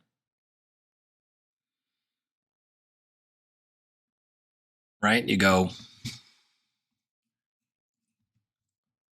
change in Y would be 135, roughly. Change in X, 155. All right, I don't know. I'll still bookmark it. I don't know. I'd love to know where these are coming from, but I don't see what else I could do here. Why is this here? Which expression represents the length of QS? It's hypotenuse. QR is less than RS. So what? That's true in most triangles. Are they just saying that so I know that it's not a 45-45? Maybe that's it, so that I know it's not 45-45, in which case some of these choices would start to be the same, right? So, yeah, I don't know. That feels right. What did I do again? Let's just check my work, right? So SOHCAHTOA, we want QS, that's the hypotenuse. This is the opposite. We got Q in all these. So we want sine. Sine of Q is the opposite, which is 18, or the hypotenuse, which is QS. Multiply and divide. Yeah, it seems good. I get it. I get what this is there now. Okay. I'm good with that. What else we got? I'm good with that. Good with that. So annoying.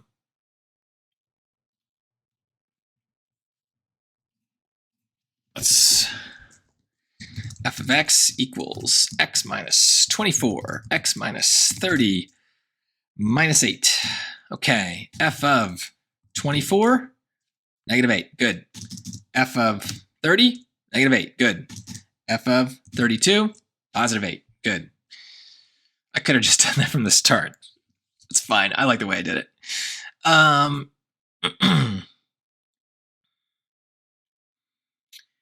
Right?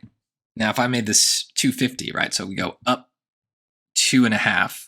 So that's 1, 2.5 over 1. No way. All right, so that's got to be that. We did this guy. Yeah. 950 for the first 3 hours. Right, so T is 4. You're going to say, okay, but add 1 more hour. And then we don't really even need this part. We just need to understand this part on the left. So that makes sense. We did this one.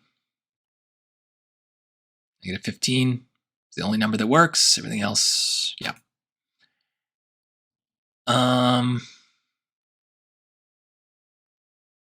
Right, so it's a square, so it's going to be 6. The length is the same. That's going to be 36 times 49, which is 1764. That makes sense. Same slope. Correct y-intercept. Multiply. I still don't like this question. 20 and 60 is 80. 3 and 7 is 10, so 90. F corresponds to C. Yeah, okay. 6 and 5 is 11.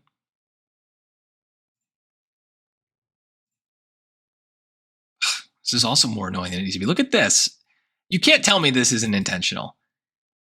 You're saying 6 of this 1996 thing? That you're just a million ways to ask this exact same thing, and you got to ask it in a way that involves two numbers next to each other like that. So obnoxious.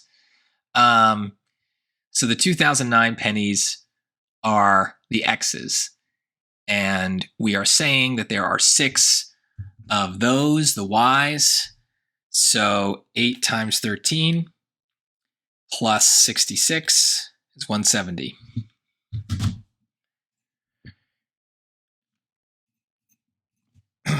Mean, right? Mean is what they wanted. Mean of 5, 2, 15, 9, and 9. 8. X is 2. 2 to the third. Plus 110, 118. Minus 1. Cool. All right, well, it's going to go right into it, so I'm not going to have a second. So let's just do one of these. Get a fresh scratch. Oh, boy. I mean, I know on the real test it does this same thing where you're going right into the next section. But normally when I've made these videos, there's an ability to pause, and I'm able to just kind of like, you know, take a sip of water. But I guess we're going for a realer experience now on the Bluebook app. Can't pause it. Can't pause it, right? Unless I'm missing something. I feel like there was a pause button somewhere in here, usually. Help, shortcuts. I mean, I could save and exit, but it's a huge pain in the neck to get back in, so. All right, I feel much better. Possible I made a careless mistake in here because I was so flustered, and it's already getting kind of late for me, but here we go, hard module. Josie purchased a pass that cost $19.50 to tour a nature preserve. She also purchased 10 identical stickers to give her nieces and nephews. The pass and the stickers cost $60 total. What was the cost of one sticker? So we have $19.50 plus 10 times something equals 62. So we get $4.25. Cool. All right. Just keep moving. Did I type it right? Yeah. Oh. Pass and the stickers cost 62. Yeah. Okay. Okay. Solution. X plus Y equals 125. X plus Y equals 155. Oh, this is very easy, but you know what? Why take chances? Ooh, there we go. So what is Y? 30. I mean, it's obvious, but why take chances? All right, we got to compare these. All right, Legos to packing store, Legos 15. Each container costs $1.87, and each roll of tape costs $2.40, which inequality represents the version with the number of containers C and the number of totals of tape T. Okay, so containers are 187. So we need the 187 with the C.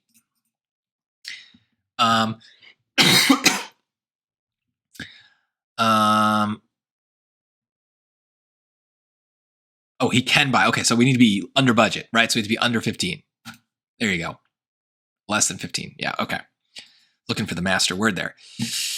Slope of the line. Well, it's positive. And it's almost certainly this, but you know what? It worked before. Just get it the old-fashioned way. So 0, I don't know, 2.5. And 10, I don't know, 4.8. Get me that. It's so annoying. All right, regression. 0.23. Yeah, good enough.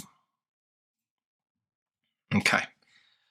Estimated boiling point of a normal paraffin with a molecular weight. Okay, blah, blah, blah. Which seems best to reach point 149. Yeah, okay. So it's just going to ask me for the unit. So 149 is the grams. So 149 degrees? No. 149 grams? Okay. 149 grams? Good. Okay, 149 grams. Okay. And 186.05 is the boiling point. So Celsius. Okay, so these all could work with just that. So the normal paraffin with a molecular weight of 149.02 grams per mole. Yeah. has an estimated boiling point of 186.05 degrees Celsius. Sounds good to me. The minimum estimated boiling point for normal paraffins corresponds to a paraffin with a molecular weight of whatever. No, this isn't a minimum. This is like a random point. And it's not a maximum either. Yeah, easy. All right, if f of x equals x plus 6 and g of x equals 6x with a value of, well, I know it's not that hard, but I am just not taking any chances. F of x is x plus 6. Yep. G of x is 6x. Yep. What is the value of 7? F of 2 minus g of 2. 44. Let's just make sure I did that right. So f of 2 minus g. Okay. So something 7 times 8 is 56. 56 minus 12. Yeah. Okay, we've got a circle. Same center. Radius of circle B is 2 times the radius of circle A. The equation dividing circle B in the xy plane. Okay, so this radius is 5. So this radius is going to be 10, but it's 10 squared, so it's 100. I mean, again, it doesn't take very long to just be like, let's just make sure I didn't think about that stupidly. X plus 5 squared plus y minus 5 squared equals 25. X plus 5 squared plus y minus 5 squared equals 100. Right? That covers this. This goes from 10 to 0 to 10. This goes from negative 5 to 15. So that's 10. That's 5. Cool. Right? Circle B is 2 times the radius. I'm just so flustered by that reading section. I don't want to make stupid mistakes here. Okay. So this is a solve with Desmos situation. Plug points in equations. Plug in this for y. And 9 times 2x plus 3. For what value of x? Yeah, 2. 4 plus 3 is 7. 7 times 9 is 63. One solution to the given equation can be written as this, where k is a constant. What is the value of k? Okay, there's probably Desmos ways to do this, but this feels easier to do a little just normal quadratic formula. So negative b plus or minus square root of b squared minus 4ac all over 2a. And we have x squared plus 7x plus 5. So negative 7 plus or minus square root of 49 minus 4 times 1 times 5 is 20 all over 2 times 1. So it's really just asking me for this. 49 minus 20 is 29. Right? B squared, 49. That's 4 times 1 times 5. 4 times 5 is 20. Yeah, cool. Okay, this can be written like that. What is the value of A? All right, just I could easily Desmos here too, but this just feels like normal, do it the normal way. So here I am going to violate my own rule a little bit and just do a little distributing in my mind. So minus 7x cubed minus 5x squared minus 3x squared minus x. And what do we want? We want the x squared term. So that's this, and this is minus 8x squared. So minus 8, because the negative is not there. Everything else looks good. Yeah. Okay. I don't know. Let's just try it. So 15y is less than 60. Looks like the wrong way. Okay. How about 4y is less than 60? No. Negative 4y? No. How about negative 15? Negative 4. Looks like negative 4. Shaded up. Sure. Guess and check. Sure. Set K consists of all the positive integers that are less than or equal to 160, where none of the integers are repeated. If a number is selected at random from set K, what is the probability of selecting a number that is even and less than or equal to 50? Ugh, this is going to be annoying. Okay.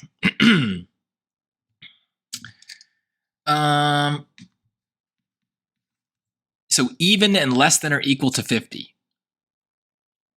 So that's basically everything 2 to 48, right? Or equal to 50. So no, 2 to 50. All right, or let's just do it this way, right? If I did 1 to 50, that's 50 numbers. And then we divide that by 2 because half of them are odd. What is the probability of selecting a number that is even and less than or equal to 50? So that should be 25 over less than or equal to 160. 160, which is 25 over 160, 5 over 32. I'm going to bookmark that. It's still easier, but I don't know. I don't trust it. Okay. Histogram summarizes data set A, which represents the number of points per player and by 50 players of a game. A new player earns 18 points playing the game, and this number of points is added to data set A to create data set B with 51 values. Okay, which the following must be true. So 18 points is down here.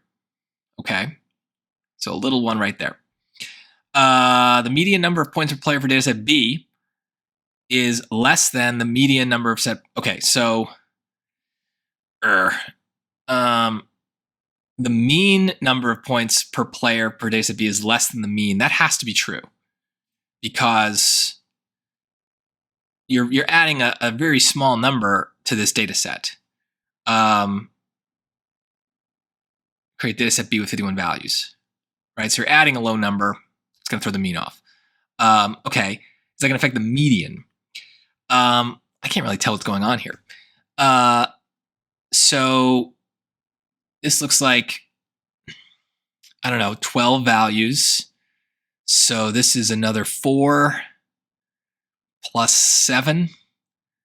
So that's 11. There's another 12. So here, no, the medians are going to be the same. The median is definitely somewhere in here. And it could be that it changes depending on what's going on in here, but we don't know that for sure. So I'll mark that for review too, because I feel like I'm being conceptual, but that feels right. In a scale model of an office building, a length of 1 inch is equivalent to a length of 17/3 feet in the actual office building. If a length in the actual office building measures x feet, which expression represents the corresponding length in inches in the model? So why don't we just plug points in equations? Okay. So if x is 17/3, then that's going to be 1 inch, right? Which expression represents the corresponding length in inches, right? So if the length of an actual measures x feet is equivalent to length of 7. Okay, so yeah, let's just do this. So I'm going to change x to a just so that I can do this without causing any issues, right? So x is 17/3. So 3x divided by 17 times 12, I just 3a is going to be 1. I need to get 1. I'm not getting 1. So this will be 17a divided by 12 times 3 is not 1 either. Okay. 3a divided by 17 is 1. And 17a divided by 3 is not 1. So that looks good. I could think about that one more, but we'll see. Let's keep moving. Oh, I hate these. I can't ever see these exponents. P is greater than 1, t is greater than 1. If t equals p to the 3n minus 1, what is the value of n? Okay, can I make up values of t and p? Probably. It's going to be annoying to do that, but we can do it. Let's do it like this. Okay. Let's do, this might not work. Let's do p equals 2. And that means then that the cubed root of p squared is going to be equal to, let's make x and then do 9/7. And it's giving me a value of x of, I don't know, 1.4 something. 1.43, 1.43.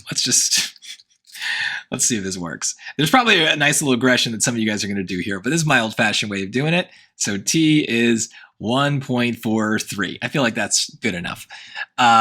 So 1.43 is equal to 2 to the 3n minus 1. So I might have done this in a stupid way. 1.43 equals 2 to the 3x minus 1.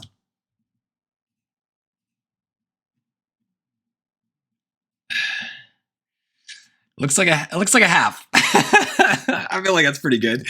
I could probably do this better. Let's just put this for now and move on. Feels pretty good. I don't know. I want to move. I'm going to keep moving. But that feels pretty good.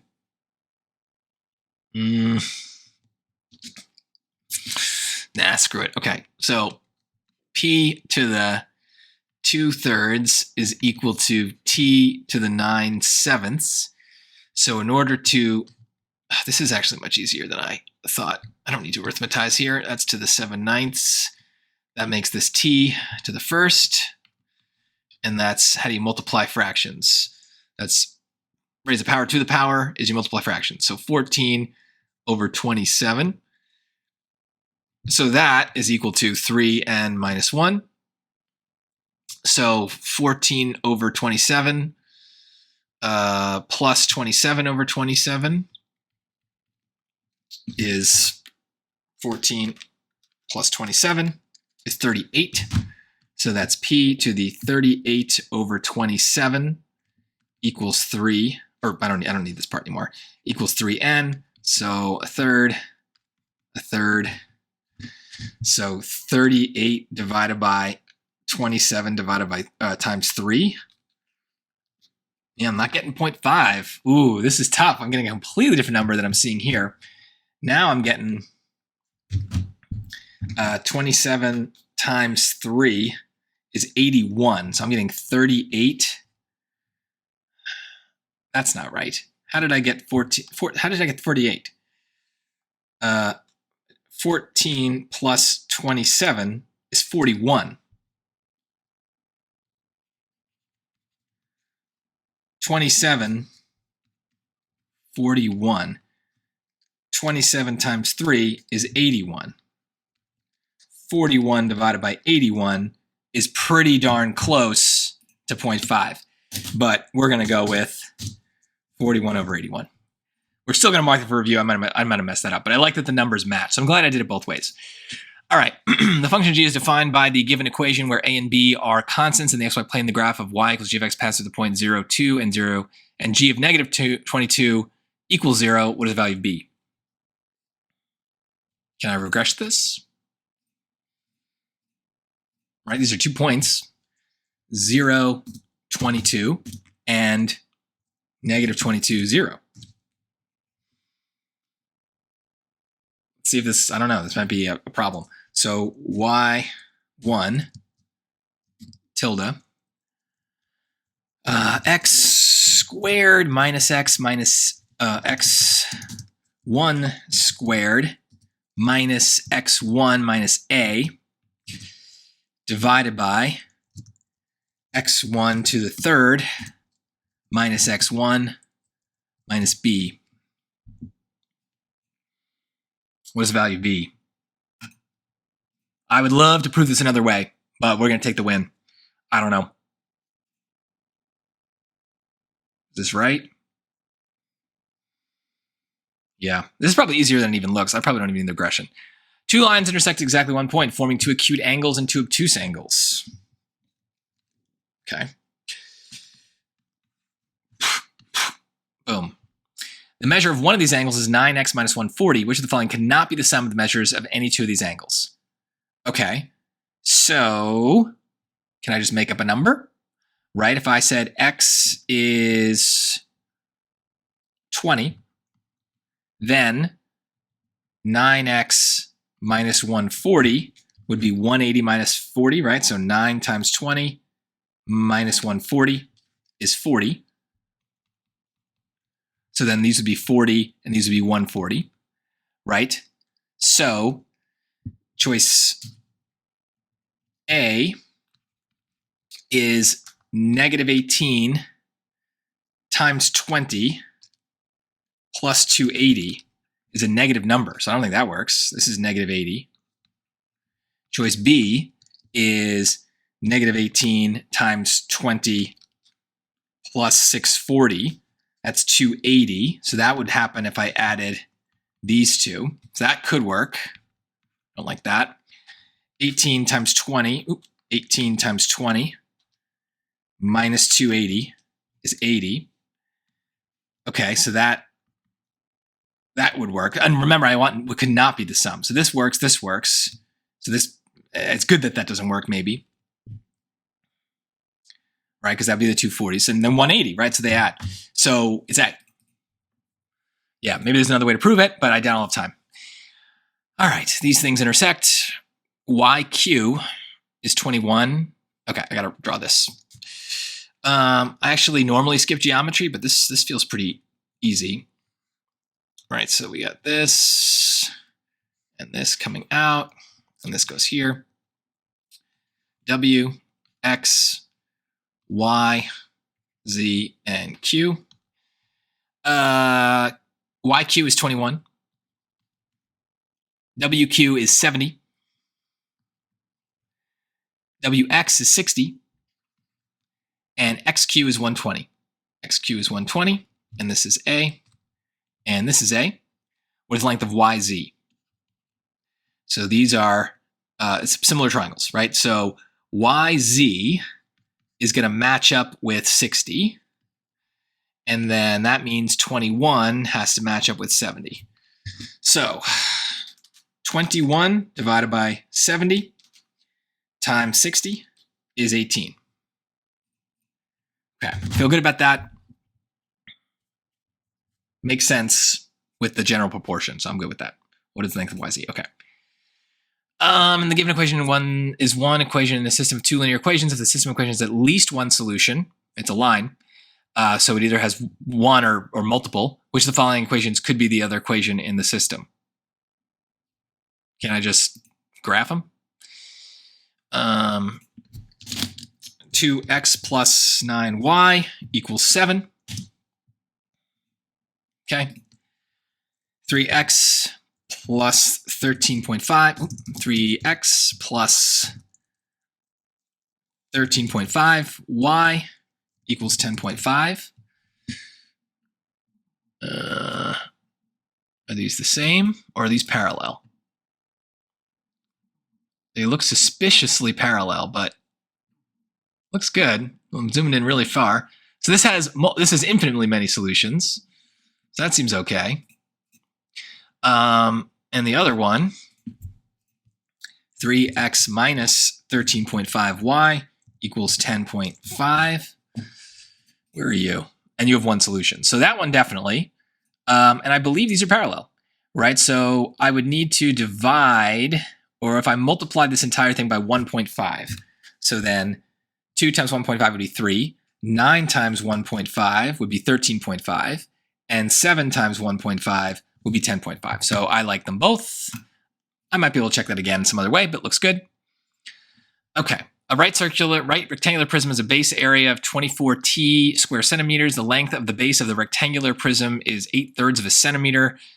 Then the height of the is 15, which represents the surface area. Okay. A right has a base area of 24t.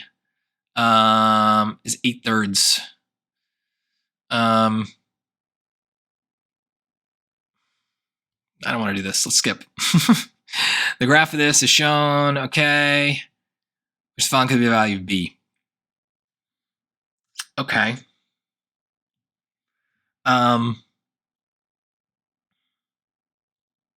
So I don't want to do this either. The weight of sample A is cool. I love these questions. I can do this. Open formula. The weight of sample A is 468% of the weight of sample B, and the weight of sample A is of the weight of sample C. If the weight of sample C is P% of the weight of sample. Okay, so let's just use a regular open formula. The weight of sample A is 460%. Okay, so let's make B equal to 100. So that's going to be 100, and then 4.68 is going to give me A. And so A, the weight of sample A is 468% of the weight of sample B. So that should just be 468. 468. Yes. And the weight of sample A is, so A is also here, but now we have it. So let me just write it. 0.780 of the weight of sample C. So C goes here, and we have to move the decimal. So for 468, right, we move it to the left. So do the same thing here. So we have 780, 780, and we move it 2. So 1, 2, right? So C times 0.00780 equals 468.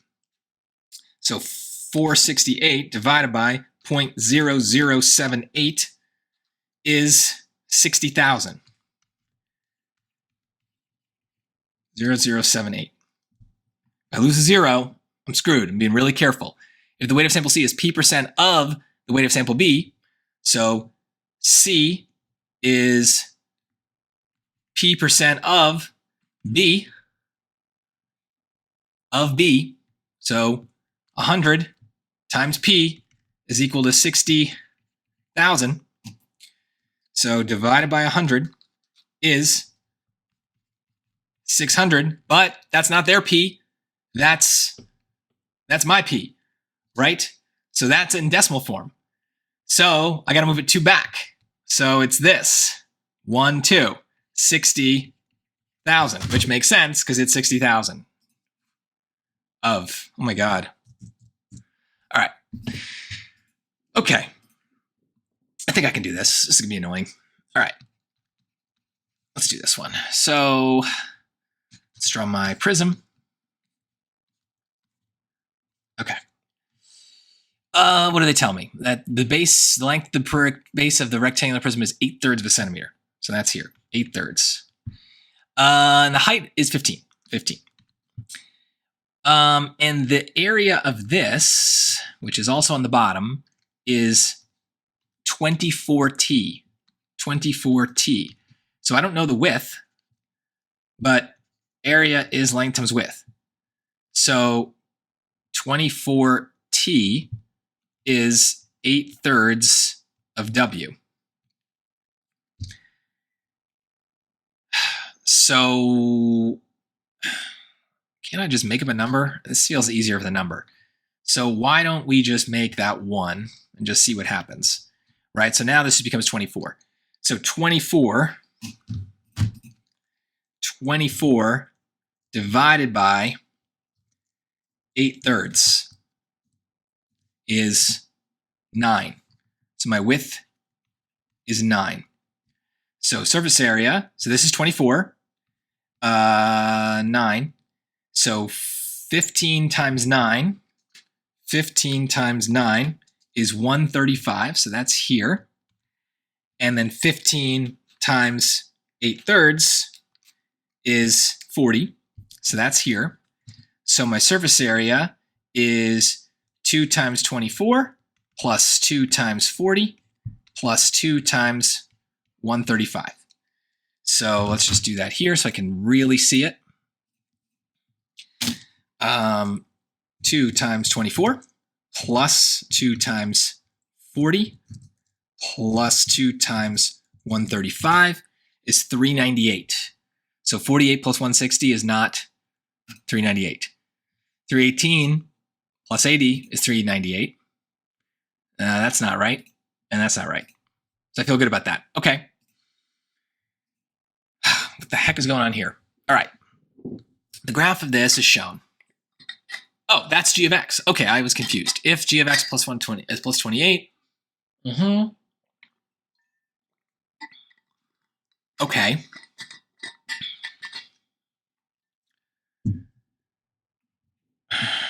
So this is what happens when we shift it to the left, 28, right? So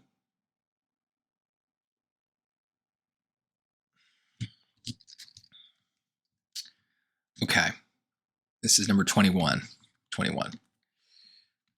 Okay, so I have zeros at -2, looks like 1, and 3. And the squareds matter, so it's bouncing at 1 and 3. So squared. Okay.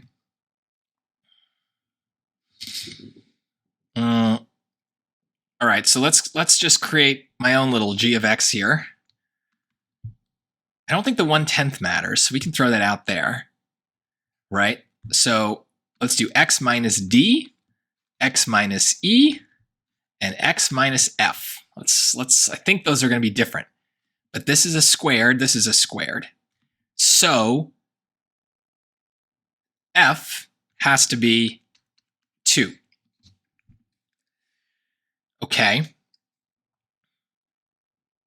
So d and e are kind of interchangeable, but one is going to be x minus 1, and one is going to be x minus 3. So if I do g of x plus 28, then x plus 28 minus 1 squared, x plus 28 minus 3 squared, x plus 28 plus 2. So this becomes x plus 27 squared. This becomes x plus 25 squared. And this becomes x plus, what the heck is going on, 30?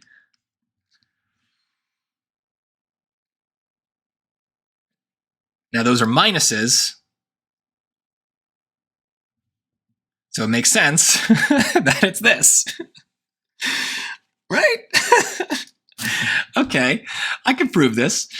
This is a fun one. All right, how can I prove this? Well, let's just see if my g of x assumption is right. So g of x is equal to 1/10 x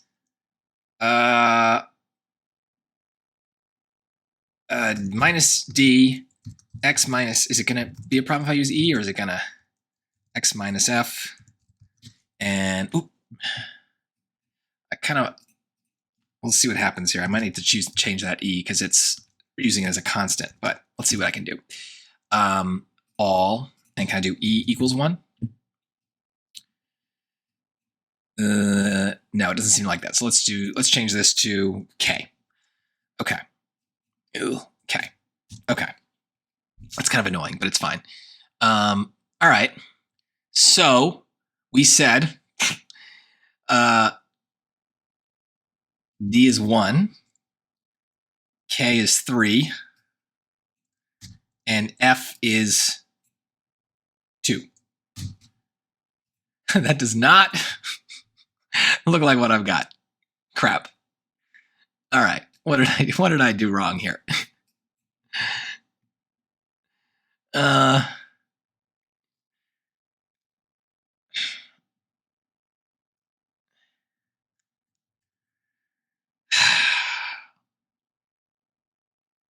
Right, if that's -2, I know I'm missing something really obvious.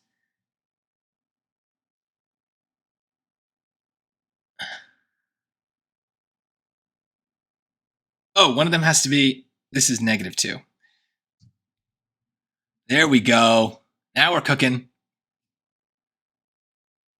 Yeah, that looks pretty good. Okay. All right, so that's that.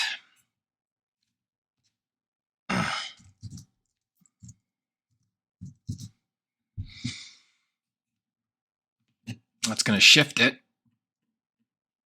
And we got negative 30, negative 27, negative 25. The fact that the only number there is the 25 makes me feel like I got this right, that I'm not messing up any negatives or anything. I'm bookmarking it, that's for sure. Oof, a lot of bookmarks. But I think a lot of these bookmarks are just like check it if I've got time. But I feel pretty good about this, right? G of x plus 28, right? Is there any? So what could be the value of b? So it's one of the bumpy ones. So negative 25, right? Because that would turn to a plus, because b is just the root. Yeah, I think. All right. This is the only one I don't love. I feel like I messed up some of these fractions here, right? So I got to do 7/9 to make that a 1. So I got to do 2/3 times 7/9, and that's the value of p, and that's equal to 3x minus 1 and x 41/81s. Looks good. All right, well, that went better than the reading. I still don't love it, but I'll take what I can get. This one I wish I had more time to prove in some other way. A lot of arithmetizing though, a lot of plug points and equations. So, all right, well, it's going to take a second. I am going to finally be able to pause and see my score. It's going to be a bloodbath in that reading, I think. So hopefully the math redeems me. But wow. All right, I feel much better after the math, so I don't feel as tired either. So let's pause it. I'll load into College Board and I'll show you how I did. Well, there you have it. I got a 1570. I am immensely proud of this, especially because of how much I struggled in that reading module. You can see I only got 3 wrong. We'll talk about those very briefly, but honestly, that feels a little bit better than I expected, but not much. I felt still that I was doing a lot of things that were right during that section. I also felt really good about the math. 0 wrong. It was always possible I could have made a careless mistake in there, but as I was going through, I wasn't really struggling with anything there. You can see these knowledge and skills boxes are all filled up. Obviously for math, that makes sense. But remember, these boxes are showing us the skill level based on the questions you got wrong in that domain. So those 3 questions I got wrong in reading aren't necessarily going to knock a box down. It might if I had gotten some easy questions wrong, but I must have gotten only hard ones wrong. So they're all information and ideas, the ones I missed. So in theory, right, we should maybe have seen a box go away, but it goes to show we don't always know. And that's a flaw, I think, in this score report. But it's also reassuring that I probably did everything right, even though I got 3 questions wrong. Remember, I had to guess randomly on some. So I'm very, very happy with this.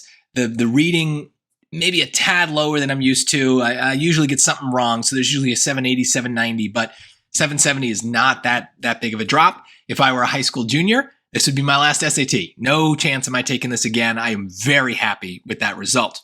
So let's talk about it a little bit more. We can see here, first reading module, all correct. And I was worried. There was a little bit of a rush there, and I don't think I approached it in the right way. So one thing I complained about as I was going through is that I was maybe teaching a little too much. I was talking through my reasoning in too much detail when I started off with these standard English conventions, expression of ideas. So that's just my habit, right? When I have these videos, is to teach. But you can't do that because even the first module can be really tight if you're talking too much. So that might have been one of my mistakes. But I think the bigger mistake was that I was not in the right frame of mind. I started this test at 5:45, 6 p.m., something like that. And that's after a long day of work. I had students I met with and tutored. I had meetings early in the morning. I had other work throughout the day. I had a lot to do. And all throughout that day, think of the big well of water in my brain of energy and focus.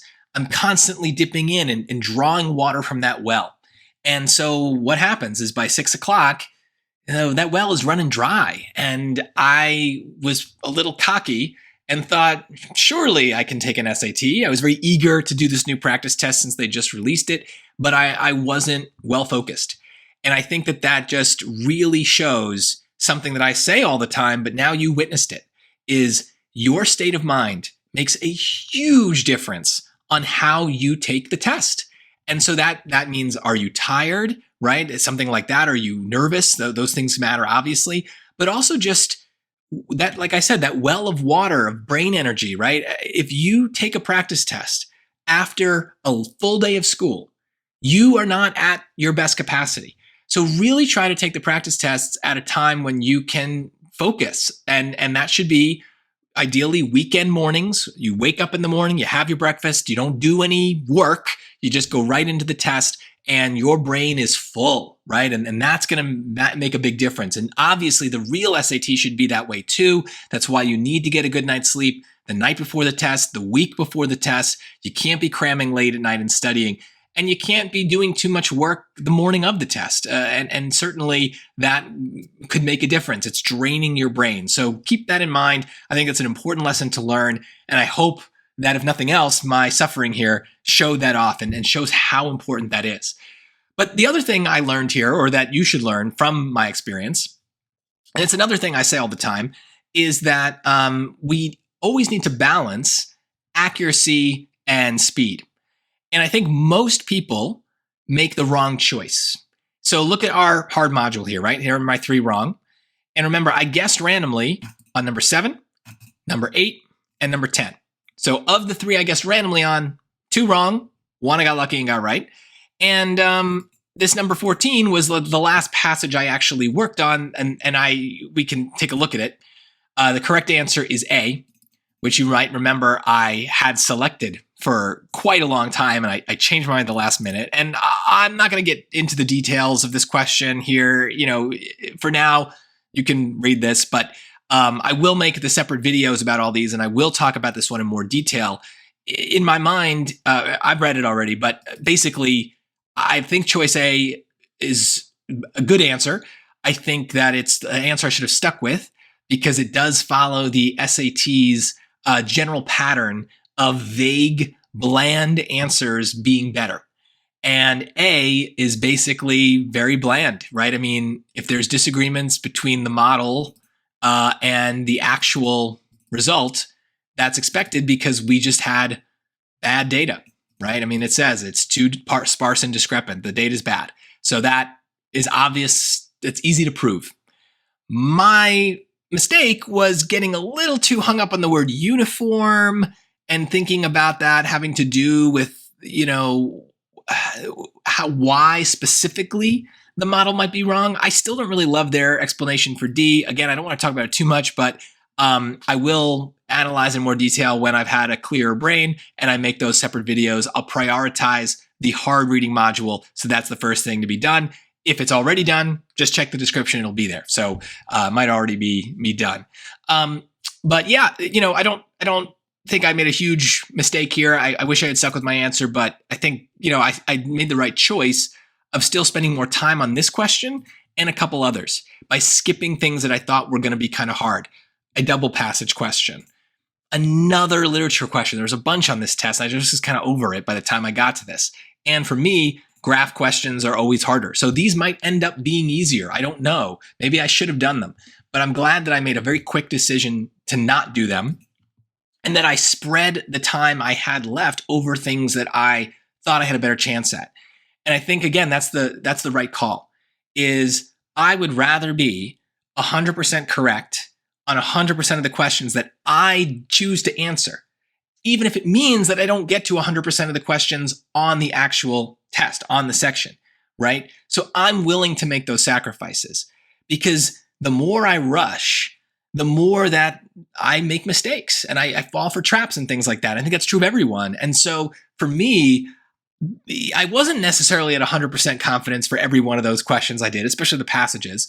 But I was at 80, 85, 90% confidence, and that's good enough. And you can see I only got one thing wrong that I actually worked on. So to me, that's why this is such a huge success, is I think I would have done much worse if I had moved faster through everything, just so that I could have a chance to rush through 7, 8, and 10, which I might have gotten wrong anyway, right? So the rushing doesn't help. It just creates more errors.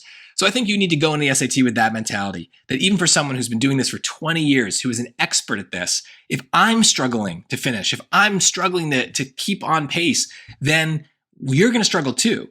But I think the difference is I'm willing to sacrifice these questions, and I still got a 770 out of it because I made good choices and I focused on the things that I thought I had the best chance of getting right. And I think you can maximize your score as well by doing the same thing. Don't rush. Do the stuff that you think you've got the best chance of and make sure that you're right, and you'll lock in points. Careless mistakes, can't happen.